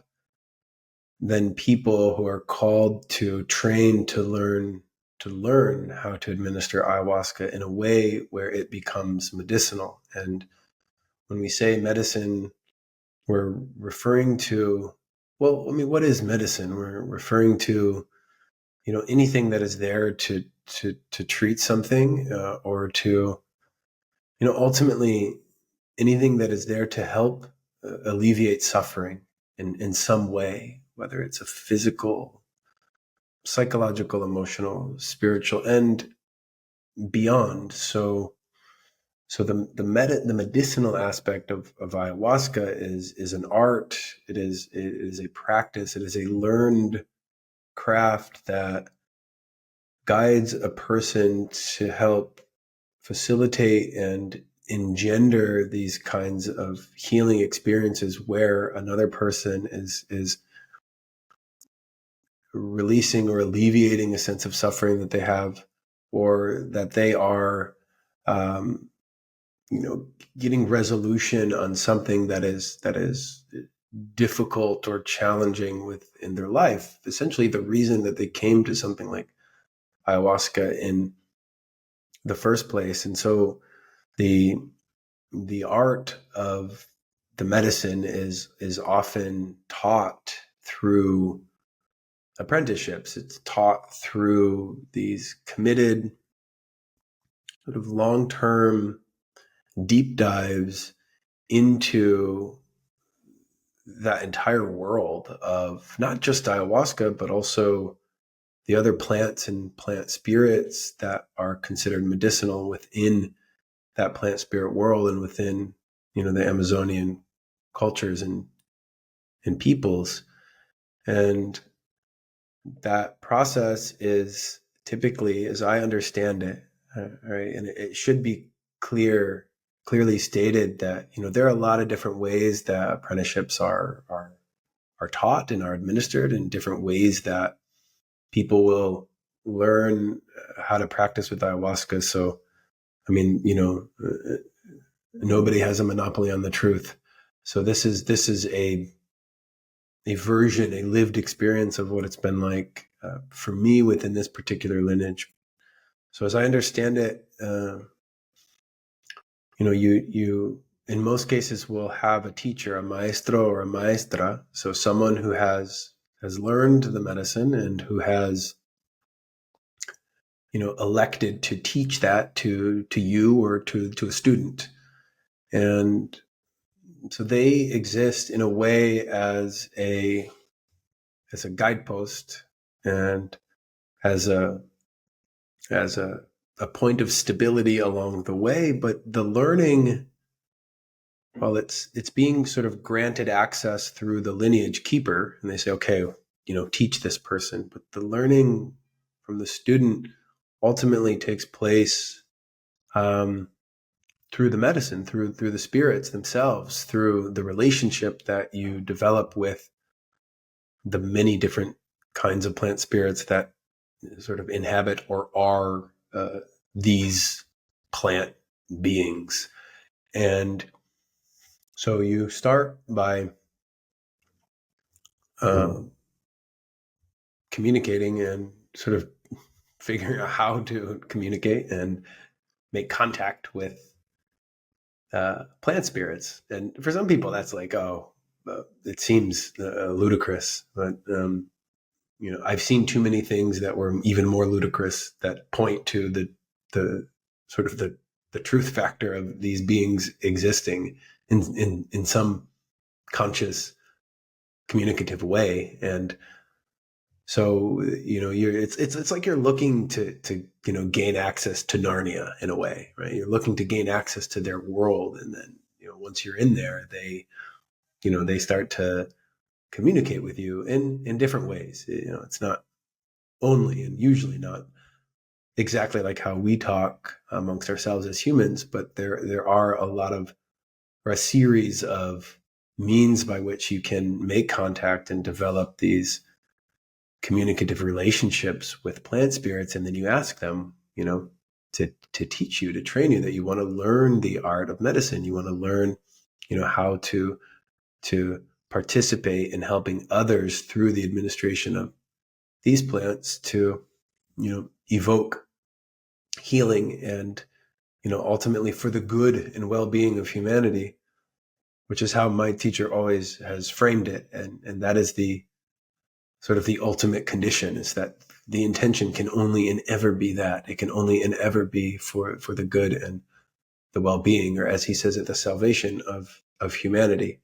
And that is one of the dictates. It's one of the principles that you have to commit to in order to learn the real medicine, the real essence of what the medicine is.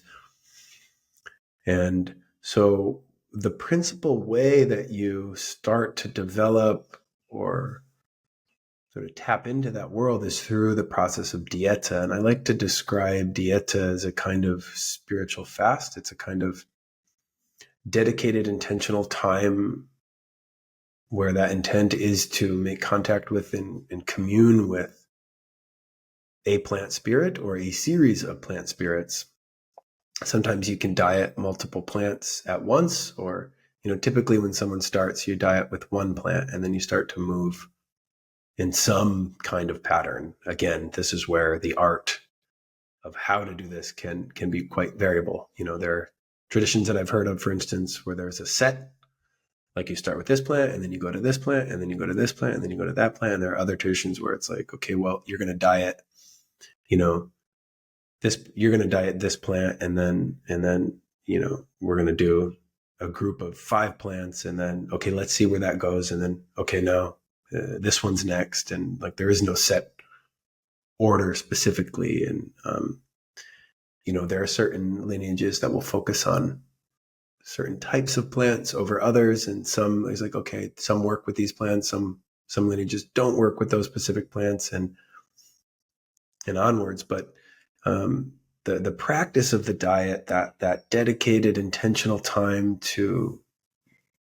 make contact with and form this communion and bond with the plant spirits is essentially the training ground. That is where you are investing yourself in making a kind of behavioral, time, temporal, energetic sacrifice. You're giving of yourself to follow these kind of ascetic-like restrictions with what you eat and for whether or not, you can touch other people. There's sexual abstinence restrictions. There's abstinent restrictions around alcohol and other mind-altering substances. And, there are other things that can be restricted at different points in time along the way for, individuals or, as a matter of practice in order to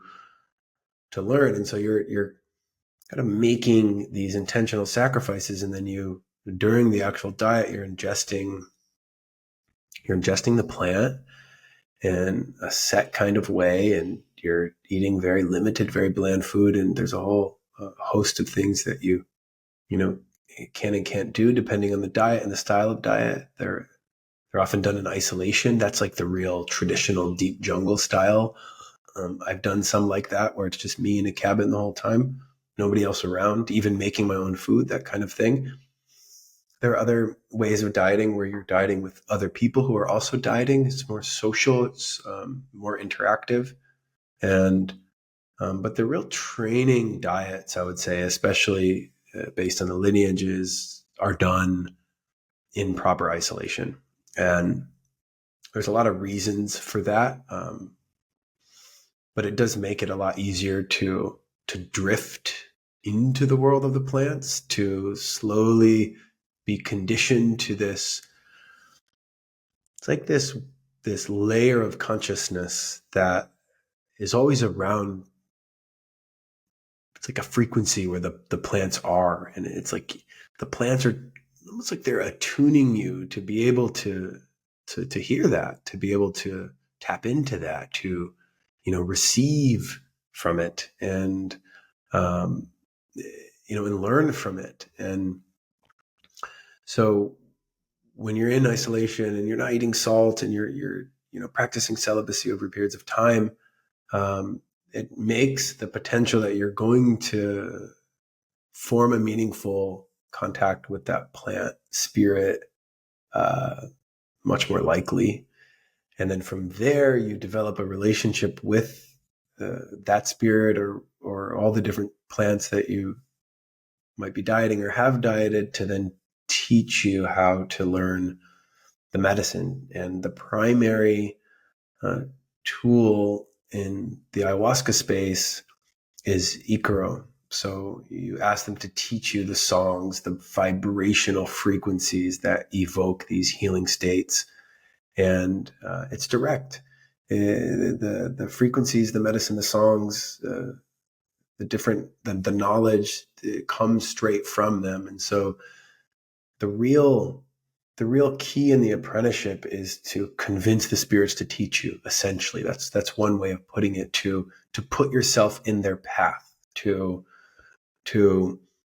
show the best and the worst of yourself in front of them, sort of bare your soul, and ask them to teach you.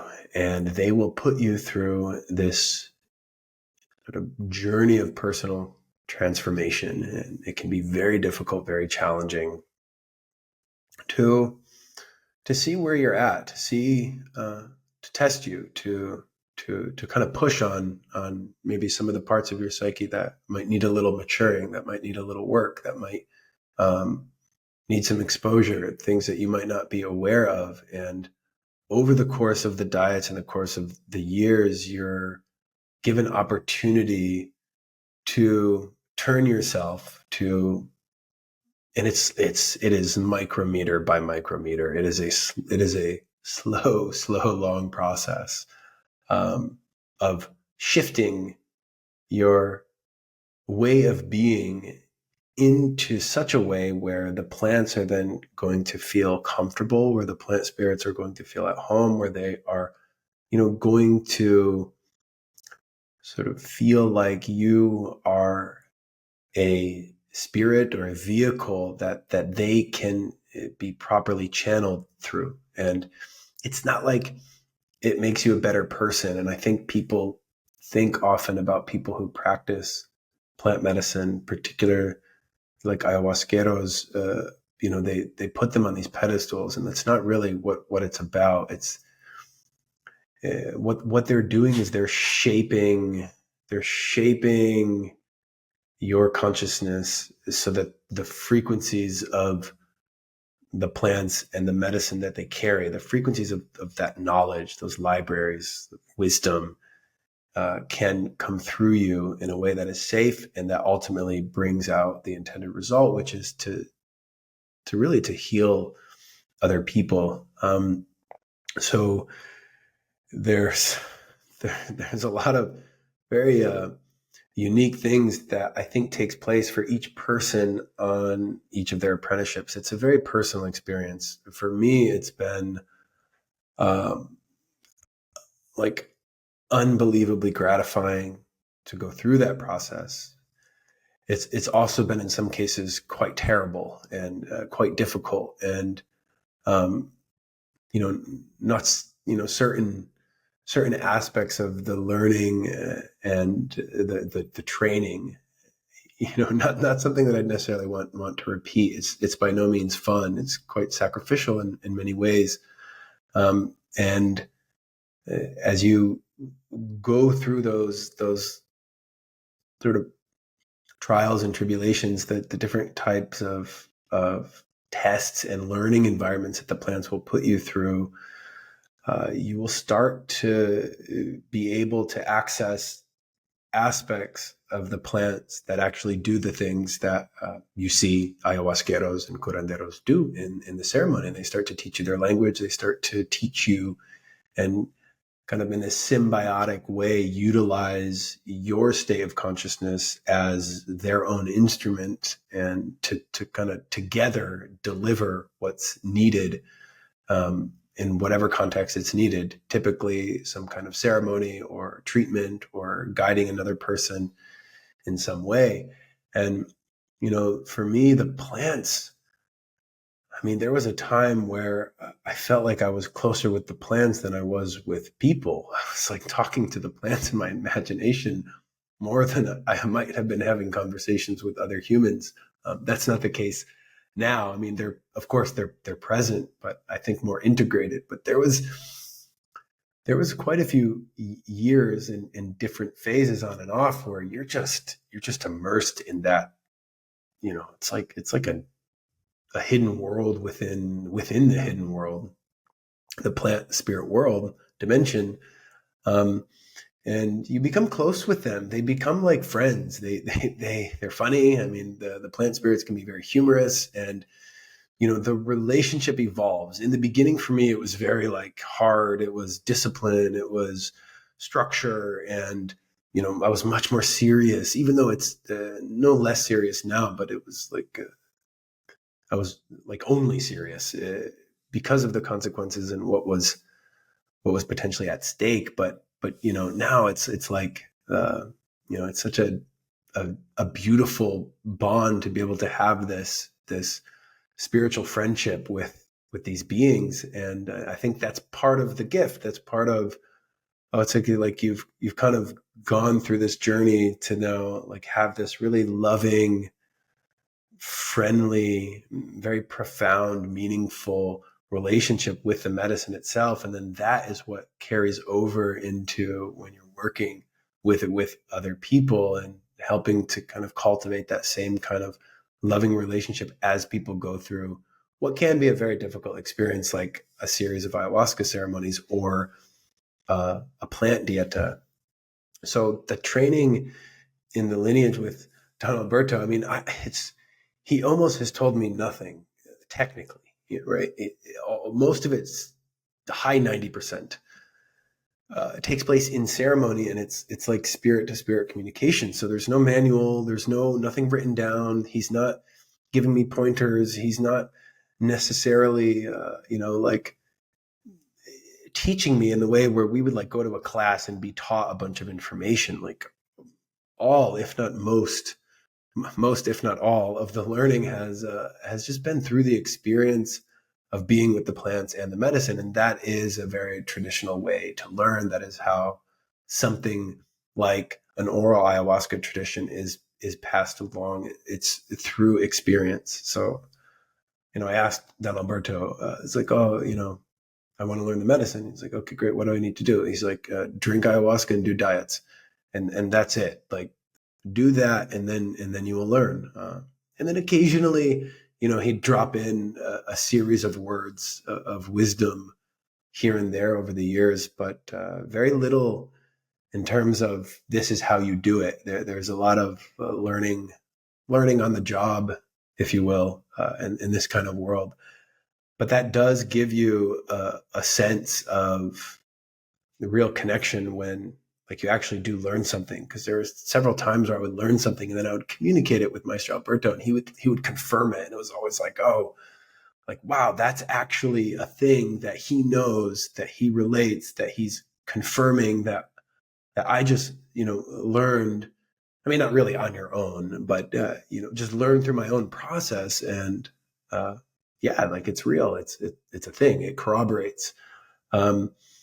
So you kind of piece it all together over time, and that is the practice of learning the art of medicine. But it sort of ends where it begins, is that the only reason to do it is to help other people. The only reason to do it is for the well-being and the goodness and in his words, the salvation of humanity, of humankind. And so that's healing and teaching for the betterment of all, essentially. And that's the foundation, and that's also the capstone of the whole practice. I noticed on the site that he's also a palero, so someone who works with trees, and in a lot of these Amazonian traditions, maybe for people who aren't as familiar, often I think people look at or think of ayahuasca as the main teacher, and it could be seen that way. But also it's seen that usually plants, specific plants, and very often trees, specifically trees, are seen as the teachers, as the allies, as the doctors. Can you speak a bit about that idea of palos, of trees, of paleros, and why maybe specifically trees are seen as so significant in these traditions? Okay, so you asked about the Palero tradition, working with tree medicines. Um, that's a major part of Don Alberto's lineage, and in some ways, he is primarily a Palero, at least equally to his work as an ayahuasquero. And um, wow, so why specifically trees?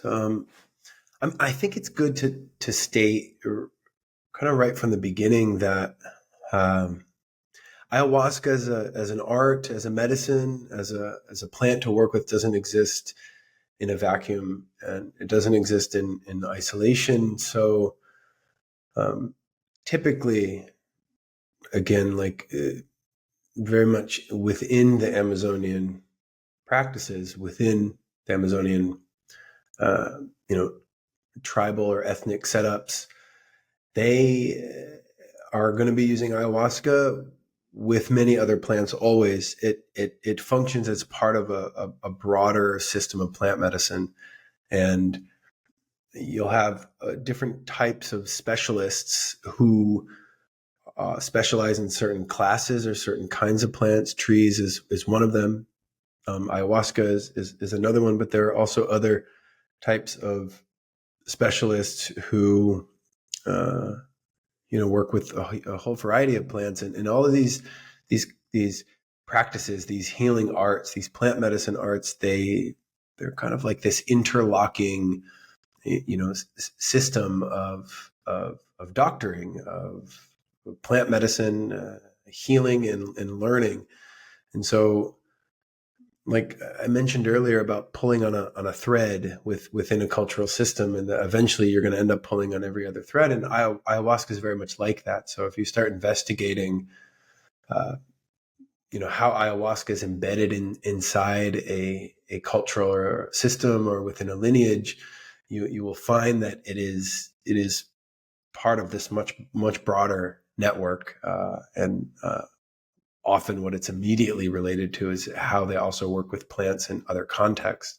It's unfortunate in a way that ayahuasca gets so much attention, just because, it's got a lot of DMT in it, and it gives you these amazing visions. And so it draws Western oriented people towards it for that reason. But, uh, the when something like that happens and you pull it out of context, you're kind of missing the rest of the medicine cabinet in many ways. And I think even now, even within the Amazonian people's, um, plant medicine knowledge, we've probably a lot of it has probably been lost over the last few centuries. I can only imagine, what it must have been like 4, 5, 6, 7, 800 years ago. But of course, that's part of the change of any culture. So not looking to judge it, but what I do see currently happening is that ayahuasca is removed from this context and from these interrelationships that it has with the people and other plants, and then it's isolated. And I don't think you have the same effect. And so, in Don Alberto's tradition, one of the primary medicines that he works with is and are trees, specifically hardwood trees, as you mentioned, called palos. And so he's a specialist in the spirit medicine of these trees. And so um, that kind of happens the way that we work with trees specifically comes in two forms. One is through dieta, like we were talking about, and then also through including the tree, the tree bark specifically, to be cooked inside the ayahuasca. And we also put some of the roots in of a particular kind of tree called uchusanongo as well. And so, so the ayahuasca that we drink, that Maestro Alberto prepares, it has a number of plants in it. It's not just ayahuasca. And in his view, as he often says, is you know without the trees, you just can't do what it is that you can do with the ayahuasca.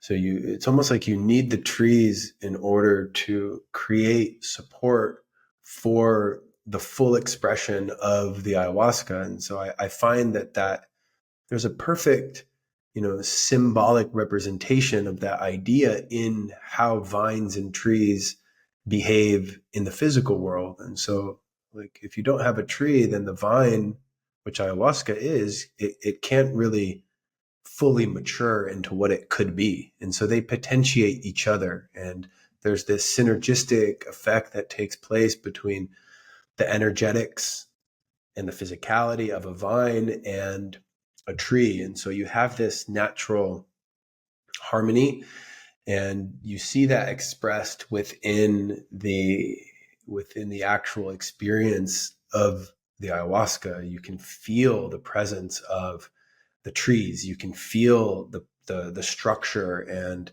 the breadth and the depth and the texture of what it is they bring particularly into the ayahuasca experience, and how they are mutually supporting and also just allowing you to go a lot deeper.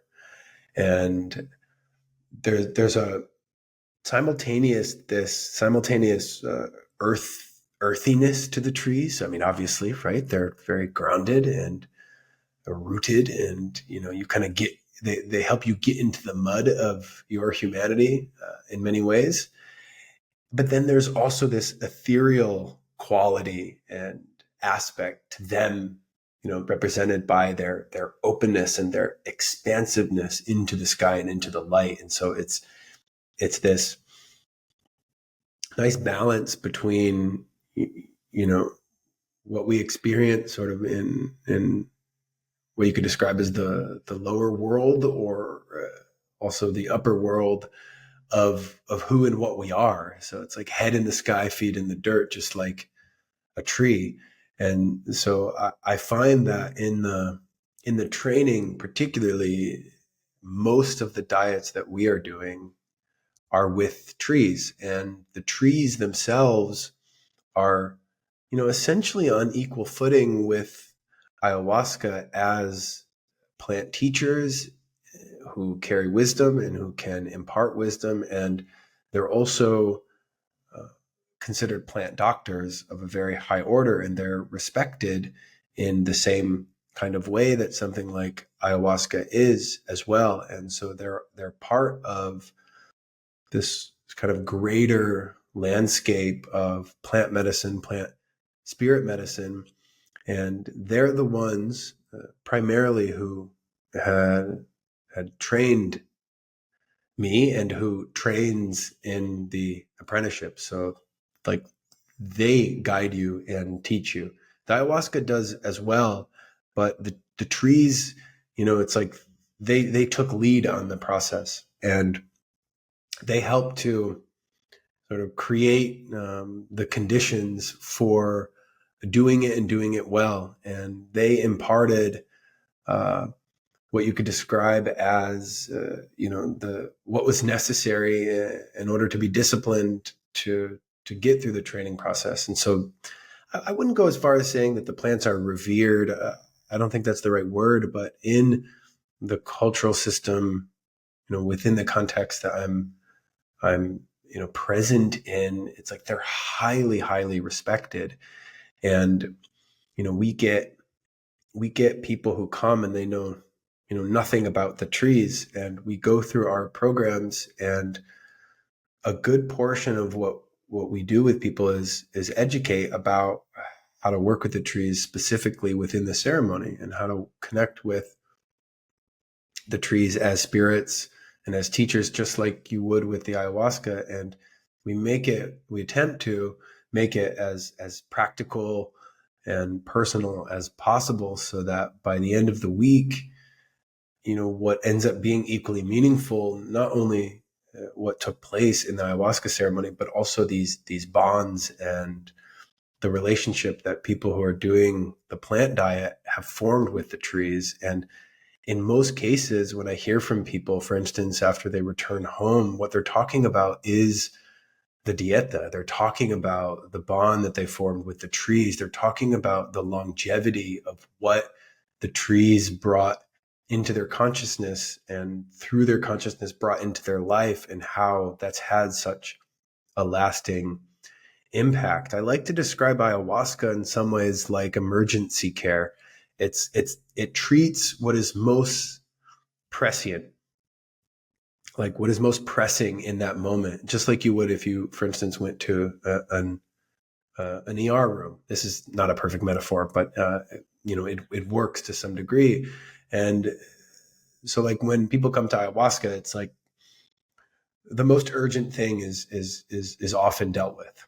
Again, not always, but roughly speaking. And the diets and the trees, they seem to be geared towards a slower, but in some ways deeper, more long-term process of self-care and self-transformation. And they will often guide you sort of with years in mind, rather than sort of just trying to get you to a point to better yourself over a shorter duration of time. And so there's like an arc with the trees that seems to go longer, further into the future than can sometimes be the case with ayahuasca. And so when you bring that together, you have a really powerful synergy, and you also expand sort of outside this narrow understanding of, ayahuasca as being this sort of cure-all magical medicine. It's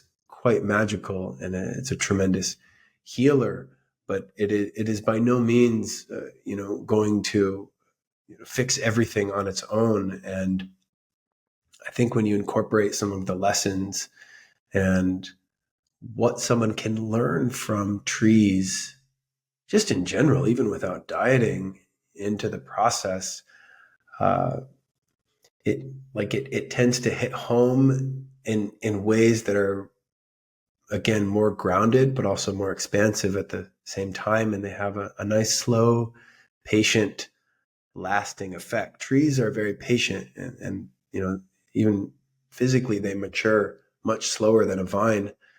They say ayahuasca takes 10, sometimes more years to fully mature. Well, look at a tree. I mean, a tree takes like 80, 100 in some cases. Some mature faster, of course, but generally speaking, the maturation of a tree physically, and also a tree that now is part of you through a process like dieta, takes longer. But as it does, it's much more balanced, it's rooted, it's grounded, and it becomes essentially impenetrable once you really get the depth of that bond in there. And it's like you become this living forest, and you have this energetic support with the trees that like has your back in life, and that can provide you with a tremendous amount of resource and help and support and guidance going forward. And you never have to drink again. You never have to necessarily go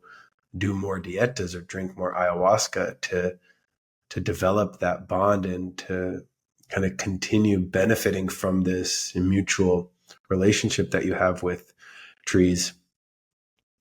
And so, I mean, if you look, cultures all around the world in some way, again, maybe it's not revere, but trees are considered sacred, like everywhere. You'd be hard pressed to find a place where trees exist where the indigenous peoples of that land don't have some kind of sacred relationship with trees. And so they're kind of like these deities of the Amazon in some way, right? There's these archetypal, like, they're the highest plants, right? They're the full expression of what a plant could be, and that's a tree. And so when you diet that, you're dieting that type of developed state of plant consciousness. Can you speak to the role of Christianity? I've worked with a number of different indigenous groups, different mestizo groups, individuals, and I find that Christianity often plays a very big part in not only the cosmovision, but the healing work. Not always, but it's often there, and I think for many people from the outside looking in, I mean, I remember often it was even something that was almost like Mhm. taboo to speak about because it didn't kind of mesh with the outsiders' views of what kind of a Mm. quote unquote traditional or indigenous person, how their cosmovision should be. Also, I think a lot of people coming down to the Amazon, for example, maybe are coming because they do Mhm. have maybe not the best relationship with organized religion, specifically even with Christianity. But it does play a big role in the cosmovision, in the healing work of a lot of people in the Amazon. Um, can you speak a bit about that from your experience?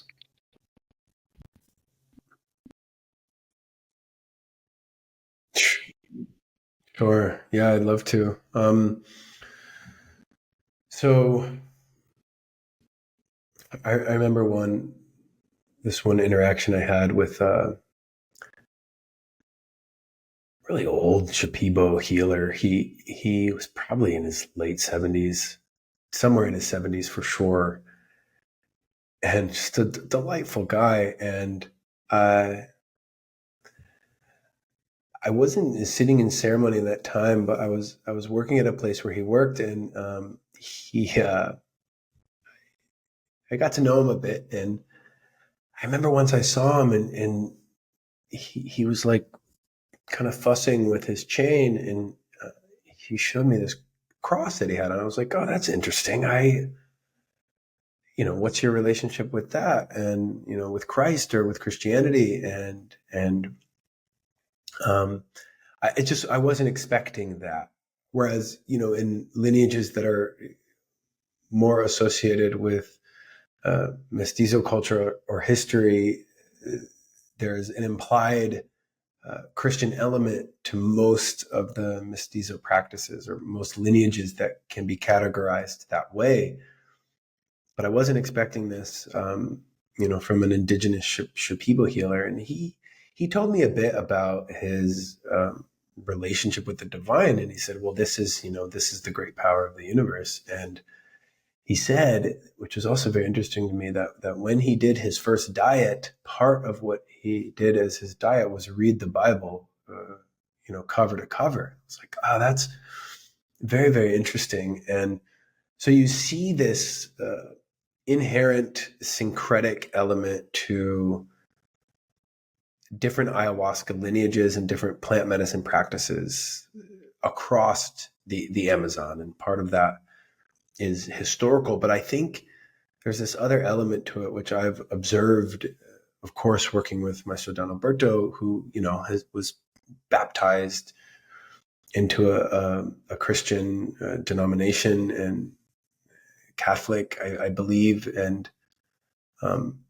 he has this really clear relationship with Christ, and he's not necessarily going to church or going to mass, but he is very much in dialogue with that aspect of the Christian mythological landscape, and it's incorporated into what he already knows and what he like how he understands the plants and the landscape of the more shamanistic spirit-based practices. And in fact, there isn't a difference there for him.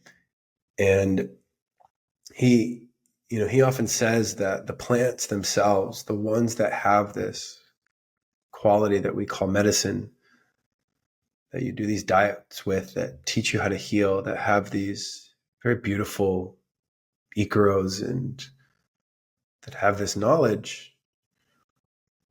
And there's not many of them. It's not just any old tree that you can go diet with, right? I mean, there are specific plants that carry these medicinal frequencies, and he relates to them as being endowed with this divine force that comes directly from the creator of the universe, ostensibly directly from God, the same God that gave birth to what Christians would call Christ. And so his relationship with Christ is as a very high level representative of the divine force itself, which is not very different than how, a more traditional Christian would relate to Jesus in that way. And so Christ is essentially then a doctor spirit and a medicine spirit, and fits into the pantheon of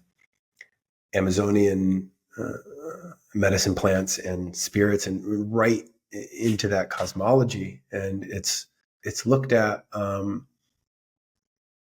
as essentially part of the same divine flow of this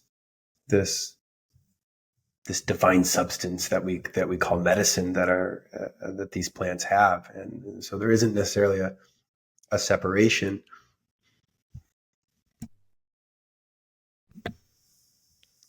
So there's another element to this that I found interesting too, and this is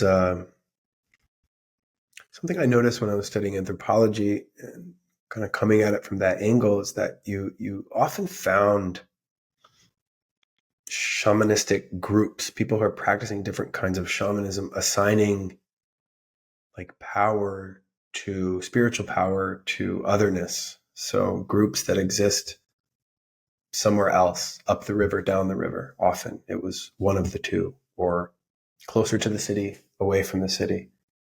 And you'll come across accounts, people who are deep in the jungle, and they are telling other people, they have these stories of these like super powerful shamans or curanderos that exist in the other tribe, and that they're the most powerful, and that you have to be careful, you have to be wary of them, you have to sort of respect that.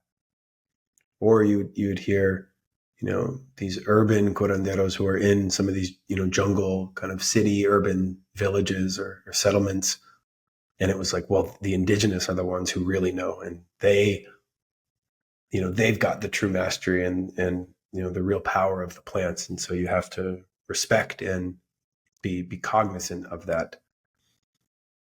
And so there was often this bi-directional understanding of where sort of the deeper layers of the knowledge and the power existed for these different groups, and it was often located somewhere else. And so when you have these mysterious people from the other side of the world appear, and you have this sort of clash of culture and intermingling of different ideas and new ideas, and kind of how they are affecting how people understand the ideas that they currently have. One of the ways that they would relate to the religion, to this idea of Christianity, was just like this other locus of divine spiritual power. And so it's actually not that surprising that you would see something like that just get folded into this mythological landscape that existed all around the Amazon in different ways. And there's a lot of, the Amazon is incredibly diverse. The different types of tribal cultures and systems and beliefs, it's quite wide. There's a lot of it. If you want to like dig into some of the anthropology that was done through the earlier, say, 20th century, it's quite spectacularly diverse. But there are like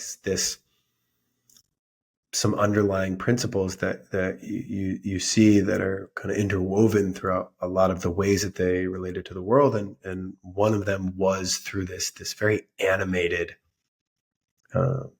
sense of spirit and the spirit world, and how that world crossed over into the physical world, and how what you did physically crosses over into this concept of the spirit world. And so when this new mythology, if you will, this new aspect, this new story or narrative of the spirit world came over from the other side of the planet with this other group, this other tribe, essentially, it was just incorporated right away. That's part of the adaptability and sort of the, there's like a new log to put into the fire of tradition. Now suddenly it's got this new source of fuel to burn and to learn from. And so it was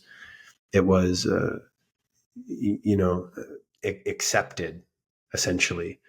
At least that's how I have come to see the way that the Christian elements work within the Amazonian system. It doesn't seem very, frictionless. Like on the altar in front of our Maestro, does his ceremonies, there's like the jaguar, and then there's the eagle, and then there's some stones from the Andes, and then there's a picture of Archangel, or a statue of Archangel Michael, and then there's a statue of Mother Mary, and then you've got like, some plant stalks from something else from the jungle and some seeds from another plant. And so it's quite mixed, diverse, and it seems like it works very well together. Yeah.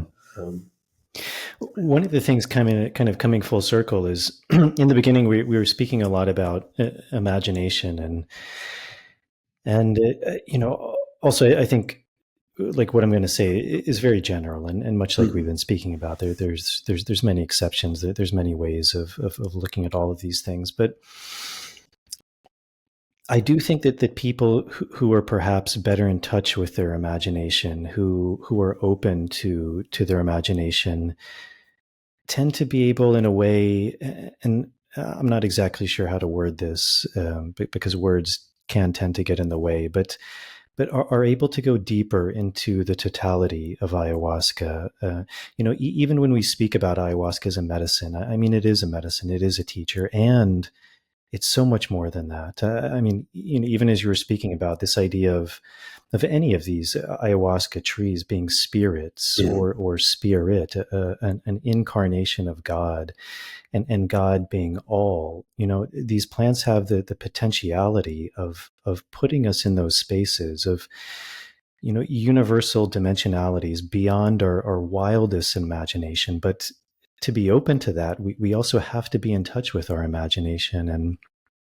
And I think one of the very fantastical things about these traditions, which I think is often written off as something that's superstitious or coming from primitive people, kind of disregarded, much in the same way as in the West, this idea of myth, of legends, is this very fantastical imaginal realm that speaks of spirits, that speaks of entities that live in the forest that you can't necessarily even see with your naked eye, beings that live in the water, cities that exist in the rivers, dolphin beings, chuyuchakis, all sorts of different legends.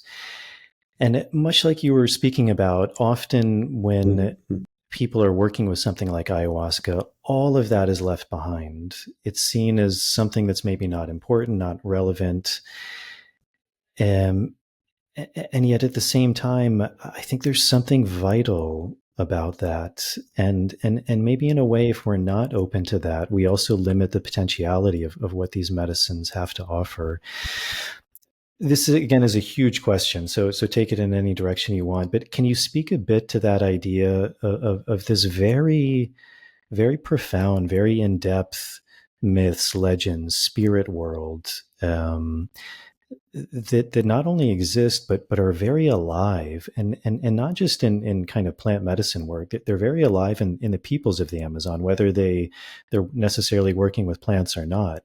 Most people are very mindful and actually consider that these stories are real in the way that they would maybe be very weary of entering a river or entering forests or interacting with certain phenomena that come up in their everyday lives. And this isn't something, probably something that interests you as an anthropologist. This isn't something that's also unique to the Amazon. The very cultures that most of us come from, Western cultures, these were very, very similar, even very the same stories that we also had in our cultures, but that we've, I think, become very far removed from. And yet in the Amazon, there still is an aliveness, a fullness to this that's very correlated to plant work. I mean, I just interviewed a guy, and he spent a long time with the Shipibo, and this is where cosmovisions and language begins to break down. But often in kind of for foreigners or Westerners, when they're looking and they're asking a question like, well, what does this plant do? Or what does this tree do? They're looking for an answer that fits in their cosmovision, like, well, it's good for your heart, or it's going to make you deal with this trauma, or it's an emotional ally. But often the answer that may come from a Shipibo person, as he was saying, is, this tree is going to teach you about the water spirits, and you're going to have to go in a ship, and then you're going to have to deal with the mermaids, and then the Chuyuchaki is going to come, and you have to defeat him. And, it's a whole nother way of looking at things. And I think often we write that off as maybe something silly, and yet it's very, very ingrained in the world and the cosmovision of these plants.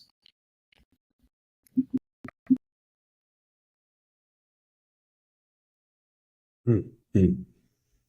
Yeah, beautiful. I mean, you started kind of circling back to the original part of our discussion, or earlier in the discussion, about the imagination. And I think the imagination and the connection of the imagination directly to myth and to the mythic world, and then to meaning of experience, is immediate. And I think when somebody writes off or loses or disconnects their personal connection to their own imagination, they're also beginning to disconnect themselves from the potential to be connected to this greater sense of meaning that is found within the mythic world. And that's a tremendous loss, because you look at anything that has ever been written about essentially every pre-modern society, their connection to myth and imagination and story and the creation or the making of meaning at all levels of society, the personal, the interrelational, the social, the cultural, the spiritual, it came through this very developed understanding of the mythic world, which is essentially another way to talk about what we would describe as the spirit world. And even the principal founding cultures of Western society are deeply embedded in a mythic world that was not just this thing that existed separately in some other dimension, but it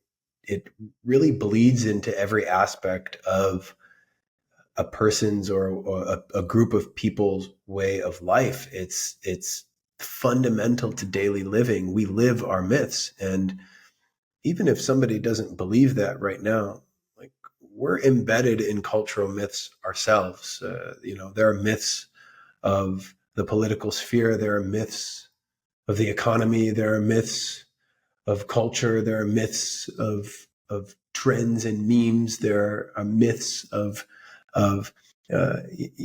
different ideas that come out that come out and take hold. There are ways that the human being relates to the mythical dimension that are fundamental to our hardware. What changes is our relationship to that, how we understand it, the language we use, and the content that is involved. But look at the way that we've created myths of our entertainment, our movie culture, cinema culture, and the way that these characters that populate our imaginations, whether we want to believe it or not, are kind of taking the role of these cultural heroes. Like the explosion of comic books into the media sphere has been a tremendous example of how the cultural myth can kind of be given a spark and set fire to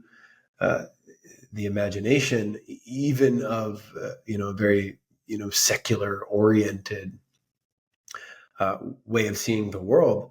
And so no matter what, I think people are embedded in myth, and the disconnect from imagination is also the disconnect from your capacity and, in some ways, your responsibility to generate and write a myth for yourself that is just oozing with as much meaning as possible. And typically, when meaning is being engaged with, it's something that you have to share. It's something that is participant to the other aspects of your life. So the people, the relationships, and there's social value to an individual being immersed in this mythic sense of meaning and sharing it with the world. That's essentially what these ayahuasca cultures are doing. And, I've noticed as well, like where we work at Casa del Maestro, it's essentially a family who owns the land and who helps to operate and manage the retreats. And some of them have never drank ayahuasca, but they are connected to the matter-of-fact reality of this mythic world, of these kinds of spirits, of the sirenas, the chiachakis, the different kinds of tree beings, and the messengers that come through the trees, and the tunchis. And we have a group of them that sometimes leaves at night, and they always bring mapacho because they have to cross an area where people were buried at one point, out kind of in the countryside. It's like a small cemetery, and they do these rituals of protection. And these are not, these are like people just coming to work at the retreat. They're not there drinking ayahuasca. They're not interested in diet. You'd never know that this is what was populating their consciousness. But to them, this is as matter of fact as, the dog barking down the street or the mailman coming to drop something off. It's a fundamental part of daily life. And like the mythic reality in its essence is not out there. It's in here. It's in the immediacy of how we conduct and live our reality. We're kind of creating these narratives all the time. And so they go by at night every time with mapacho. They come ask, because mapacho's there to help, appease and offer some kind of protection from, whatever spirits might be hanging around the cemetery. And that might seem like to some people like, oh, that's just superstition. But I find it really hard to believe that, essentially every single historical culture through space and time, before the advent of potentially writing and the internet, had some sense of, the reality of the spirit world, and that they framed their entire existence based on these interactions with these forces that were sort of part of the imagination and part of the power of the imagination to relate and to see and to interact with them, but also transcended that, and that were part of and manifest through nature and a lot of other ways in society. And like there you have the creation of like an entire cultural myth. It's like this is the blueprint for essentially any and every story, especially the meaningful ones. And so like to write something off as like mere superstition is I just lose so much potential, because what if there is something or even quite a bit more of something to that world. And so you come into the Amazon, and I had this wild experience that showed me the reality of this, and in a way that was quite potent. And this was, I don't know, several years ago, where we went with a group of people. See, you mentioned the river, and why some people might be particularly cautious about entering a certain river, maybe even at a certain time. And, I'd heard about this, I've read about it, stories of people talking about different things like this as well. So we go down with a small group of us to a bend in the river outside of the little village that we were in. And it was right after a big rainstorm, and the way the river was moving, it's not really even a river. This is more like a stream, right? It's much smaller. And it was a different place. The water had risen so much. There was mist coming off the water. It was cool. It was a cool day for midday jungle. There was fog in the air. The wind was moving in a very peculiar way. It seemed, it was like a Stephen King vibe, to be honest, like stepping into this environment. And, something in me was signaling to me not to go into the water. And all the people that we went with were all swimming, and it just didn't seem like there was much of an issue. And I don't know, I spent maybe 10, 20 minutes kind of standing on the edge, and I didn't know why. So I'm not consciously processing this, but I'm unconsciously or at least subconsciously cautious of going into the water in this particular moment. I didn't recognize that that's what it was. I just thought maybe I was, just feeling the way I was feeling for some other reason. And, I guess I wasn't listening as well as I should have been in that moment. So I stepped into the water, swam for maybe 5 or 10 minutes.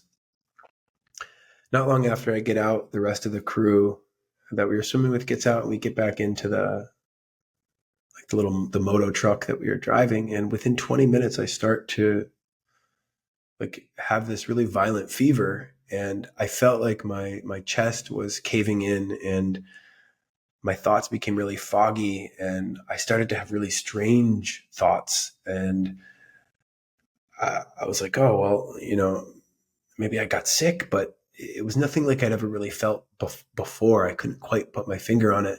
There was quite a bit of confusion, and I was like, okay, well, I'm just going to lay down. We get back, but it came out of nowhere. It came on so fast, so rapid. And then the muscle pains, muscle cramps. I was like, okay, I picked something up from the river. I've got some bacteria. Maybe I've got COVID. I have no idea what's going on. We're supposed to have ceremony that night. I was like, I might need to take some medication. I try to rest it off. It gets worse. I go and I see Maestro Alberto, and I just told him I was feeling sick. I didn't really chalk it up to anything else. And I was like, I might need to take something, like my Western mind kicking in, take a pharmaceutical. And he's like, no, don't do that right now. Just come into ceremony. So I went into ceremony. I felt better for the duration of the ceremony, but afterwards, all the symptoms came back. And by the next morning, it was quite a bit worse. And I was like, okay, I feel like I need to go to the hospital. Like something is really not right here. And I stumbled to where Maestro Alberto and his wife in the morning they were processing, I think, some aguay from their land. It's like 7:30 in the morning. And I'm like, listen, Maestro, something is really wrong. And I explained to him in more detail what I was feeling. And I told them, I started to feel this right after we went swimming. And his wife looks at me and as casual as you would talk about, a bluebird sitting on the fence over there, she was like, yeah, there's a sirena that lives down there. And I think that's what's going on right now. And I was like, a sirena? And, I've heard about this, read about it. I didn't know that much about this, to be honest, just in passing. And Maestro kind of confirms that. And he's like, okay, we're going to deal with this tonight in ceremony. And I started to not necessarily feel better, but something changed when she told me that. And I did a bunch of research, and I started reading about sirenas and exactly how that experience sort of unfolds. And, what I was feeling and the way it happened, it checked almost all the boxes. We get into ceremony, and now I'm in this vision, and I'm watching Maestro Alberto essentially pull this, open the water realms and call on the different trees that are specifically there to guide and to guard the world of the water and the different water spirits, the Yakuruna, and then pull out this like Medusa like creature that had been attached to me with all these different tentacles around sort of the center mass of my body. And he pulls that thing out, and I'm seeing the different aspects of the sirenas, and because they're not all benevolent, clearly, and I very interestingly that the way that the sirens in the Amazon correspond to the ones that are found in Greek mythology as well, and you there are other water spirits too that carry some of those same potentials. So you see like this cross-cultural interrelational similarity all around the world, enough to say that there's like, okay, there's to me that says that this is at the very least worthy of investigation, but most likely there's something to this. This is not by accident. This is not superstition. And I was now experiencing it. And when that creature, the siren, got pulled out of me, I started to feel better. And it was wild. It was like a 20-30 minute Ikaro specific kind of treatment. And, I had to kind of fight my way through it to get it out, because it attaches to you, and it kind of feeds on your life force. And, that's where the idea of like the siren comes from. And, ultimately in now, if you look more into the Amazonian myths, they, that's where people go when they fall into the water. They get taken by these water beings, and they end up becoming and going to live in their societies. And there's like these massive underwater cities where entire cultures of beings live in the water worlds and within the rivers of the Amazon.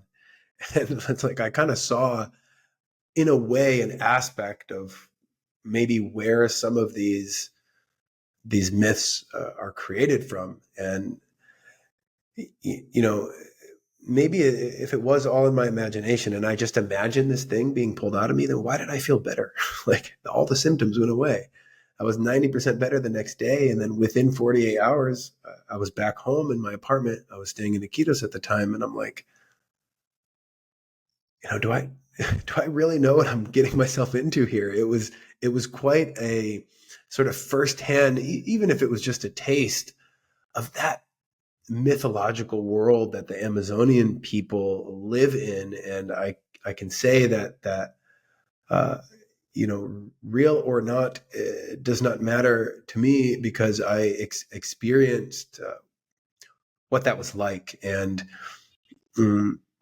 there's a lot of examples of sort of how to interact with the spirit world and with that mythological world that guide people's lives, that are sort of these guiding principles for not just how to interact with the spirits, but also how to conduct oneself within the human society, which is seen as part of the mythological landscape. And so it's not just about this like fantastical, imaginary, these kind of wild experiences, much like what I described. I think really the root of being tapped into this mythological world, this mythic landscape, is actually to be tapped into the repository of cultural wisdom that teaches people how to live in a day-to-day way, in a way that represents and helps to engender balance and harmony, sort of like right living via Buddhist principle, and like right action, right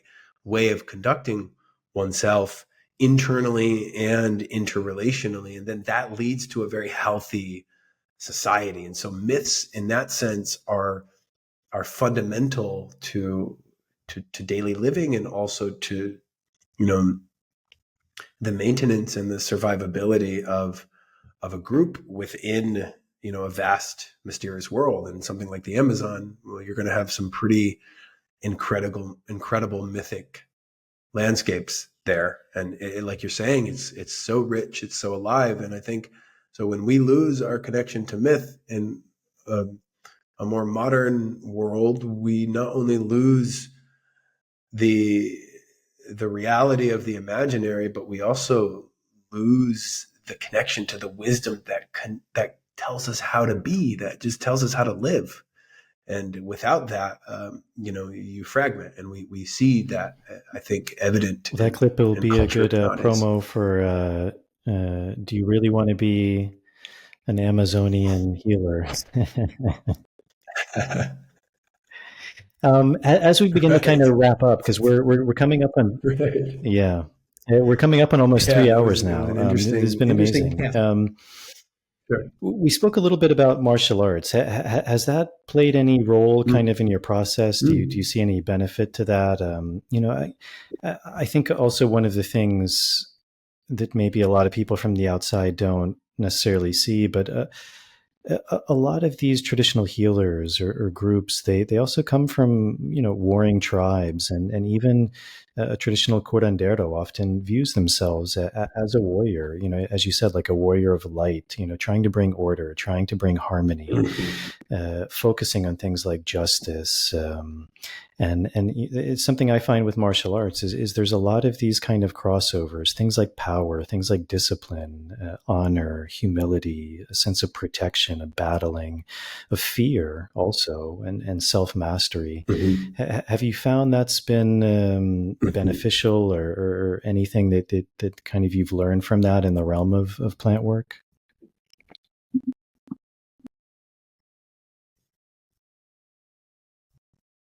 Sure. It's almost a perfect complement and match in many ways.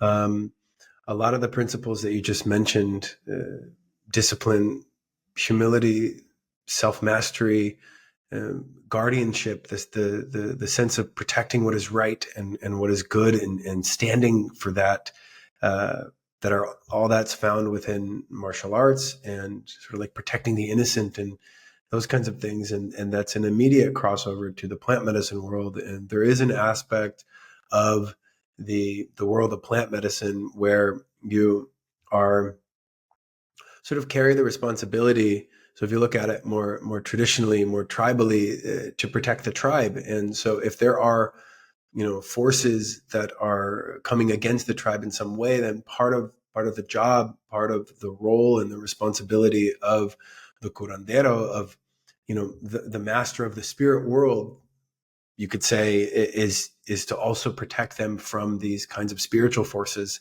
that are either malevolent or that can bring harm or ruin onto individuals or members of the group. And so, and even if you sort of take the context down to like just an ayahuasca ceremony, for instance, like you're opening up, the psychic dimension, and there are, it is equally, vast and dualistic as the world of physicality that we inhabit.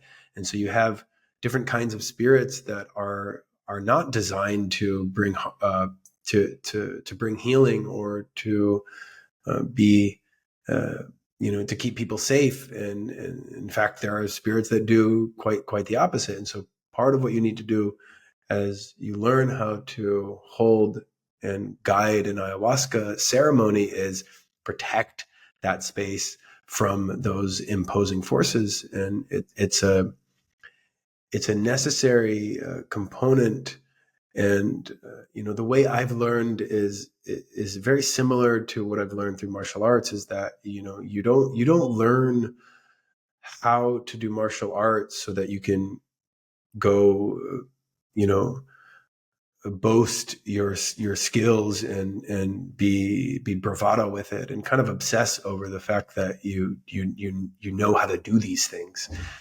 But the reason you learn them is so that you can wield these skills when necessary, but only when necessary.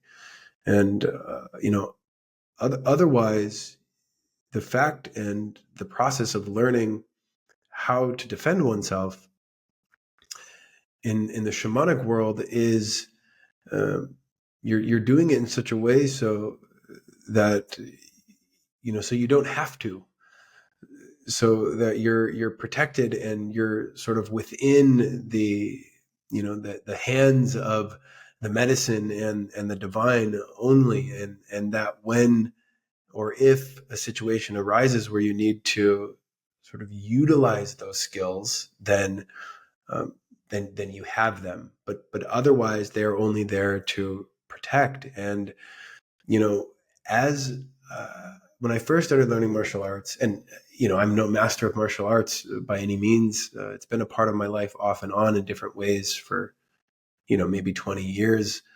But I haven't dedicated to martial arts the way I have to the plant medicine world. But what I do remember learning martial arts early was that I actually became calmer as a person. I became less aggressive. I became like more quietly confident rather than needing to be sort of outwardly dominant in that way. If that it's the best language that I can come up with right now. But there was almost like a sense of peace that you cultivate rather than what sometimes people might associate with combat sports with this mentality of actually doing harm. And it's like, no, as a matter of fact, the more I learned, and this was true with other sports as well, it became much less about uh, utilizing the skills to inflict damage and much more about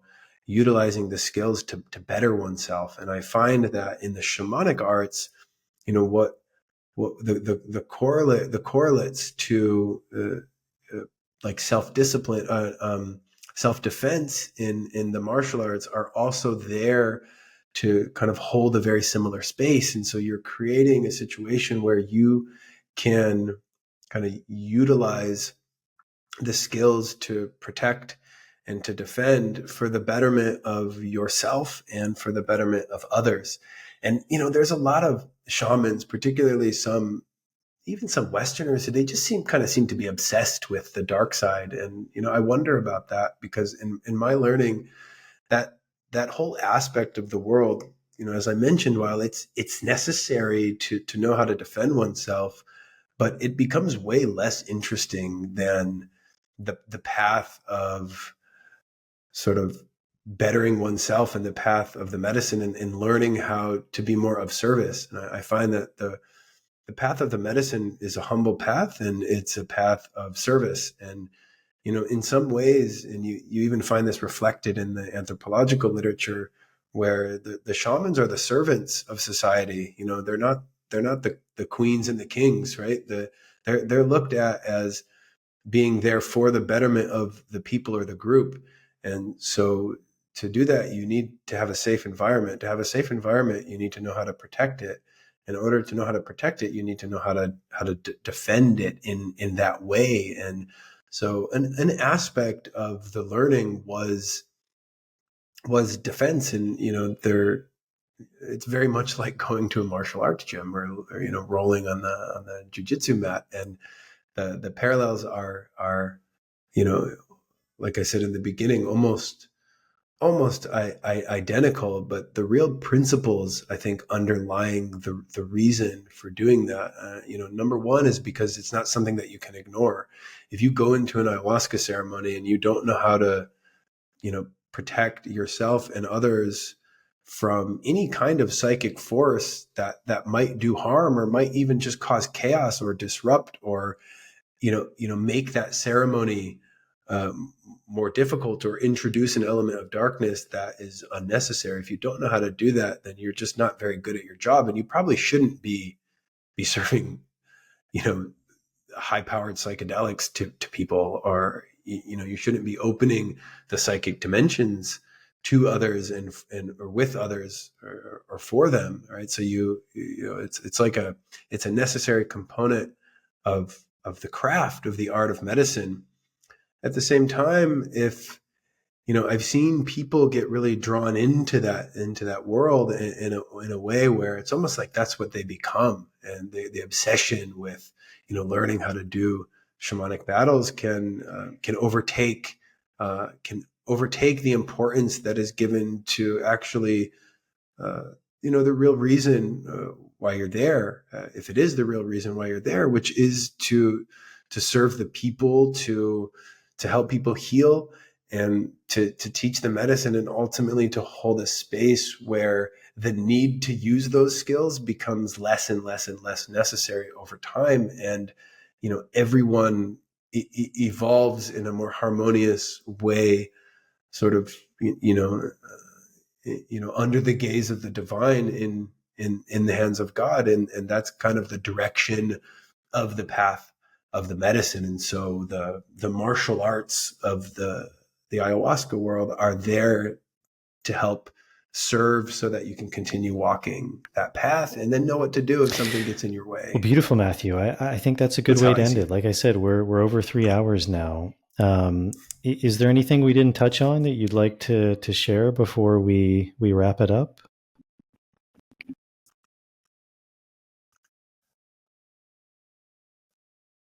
No, nothing jumps out.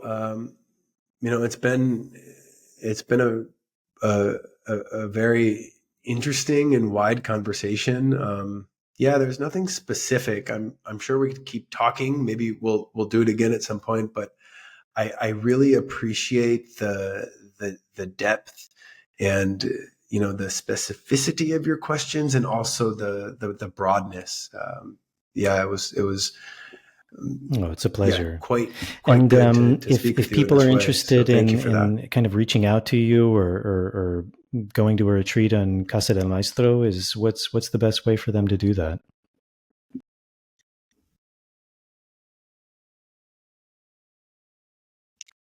Sure. So you can find our retreat center, Casa del Maestro, online. It's casadelmaestromedicina.com.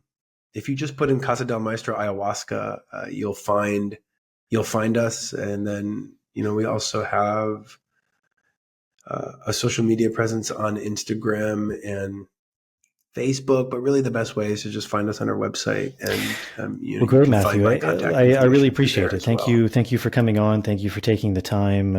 3 hours of your day, and I always find it interesting because as you said, I think a lot of these traditions, they're not. Even though they are oral traditions, they're not necessarily traditions of speaking, and I think we in the West we rely a lot on speaking. It's kind of how we understand the world is through the word, and yet with a lot of these traditions, it is very experiential, and there really is no substitute for that.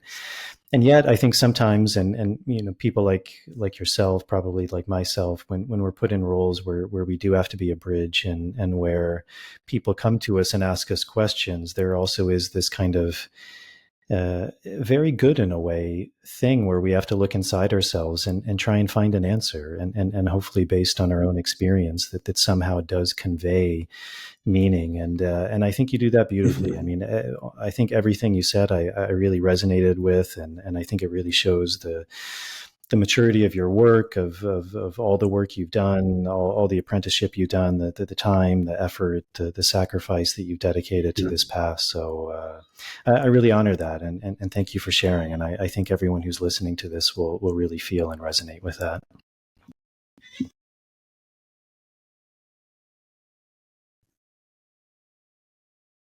Thank you, Jason. I appreciate that as well, and I feel the same in the resonance of your work. All right. And well, cheers, man. Yourself here too. So, yeah, thank you. All right, everyone. That's it. I hope you enjoyed that conversation with Matthew. As I said kind of at the end, I think he's a really good representative of this work, speaking really clearly, just really in depth from a place of experiential wisdom. And that's really something that's invaluable, and you can't replicate that. So I hope you all learned something from this. I think you really will, no matter what kind of your level of experience of working with plants is. As always, if you're able to support support this podcast, that's a really big help to me. Patreon is a really good option. You can sign up for as little as $1 a month. There's different tiers you can sign up for. Those tiers give you different things back, things like early access to shows, bonus material, Q&As. As always, to all the people supporting via Patreon, thank you very much for your help. I really appreciate it. And if you're able to do that, that's a really big help. If you're not able to, helping with the algorithms is always very helpful. So if you're viewing this on YouTube or Rumble, hitting the subscribe button, turning on the notification bell, liking the video, and if you're listening to this on Apple Podcasts, leaving a starred rating and a short review. As I mentioned in the intro, when this comes out, we'll probably already be finished in Canada, and our next retreat that I'm running is November in the Sacred Valley of Peru. We still have, as of now, spaces open for that, and that's a really beautiful opportunity if things in this conversation resonated with you to really go and work much deeper with plants, with trees, through that experiential process. So there's more information on my website, nicotianarustica.org, and I'll put a link to that in the show notes. So that's it. I hope this finds you all well. Thank you for tuning in. I appreciate the support, and I will see you all on the next episode.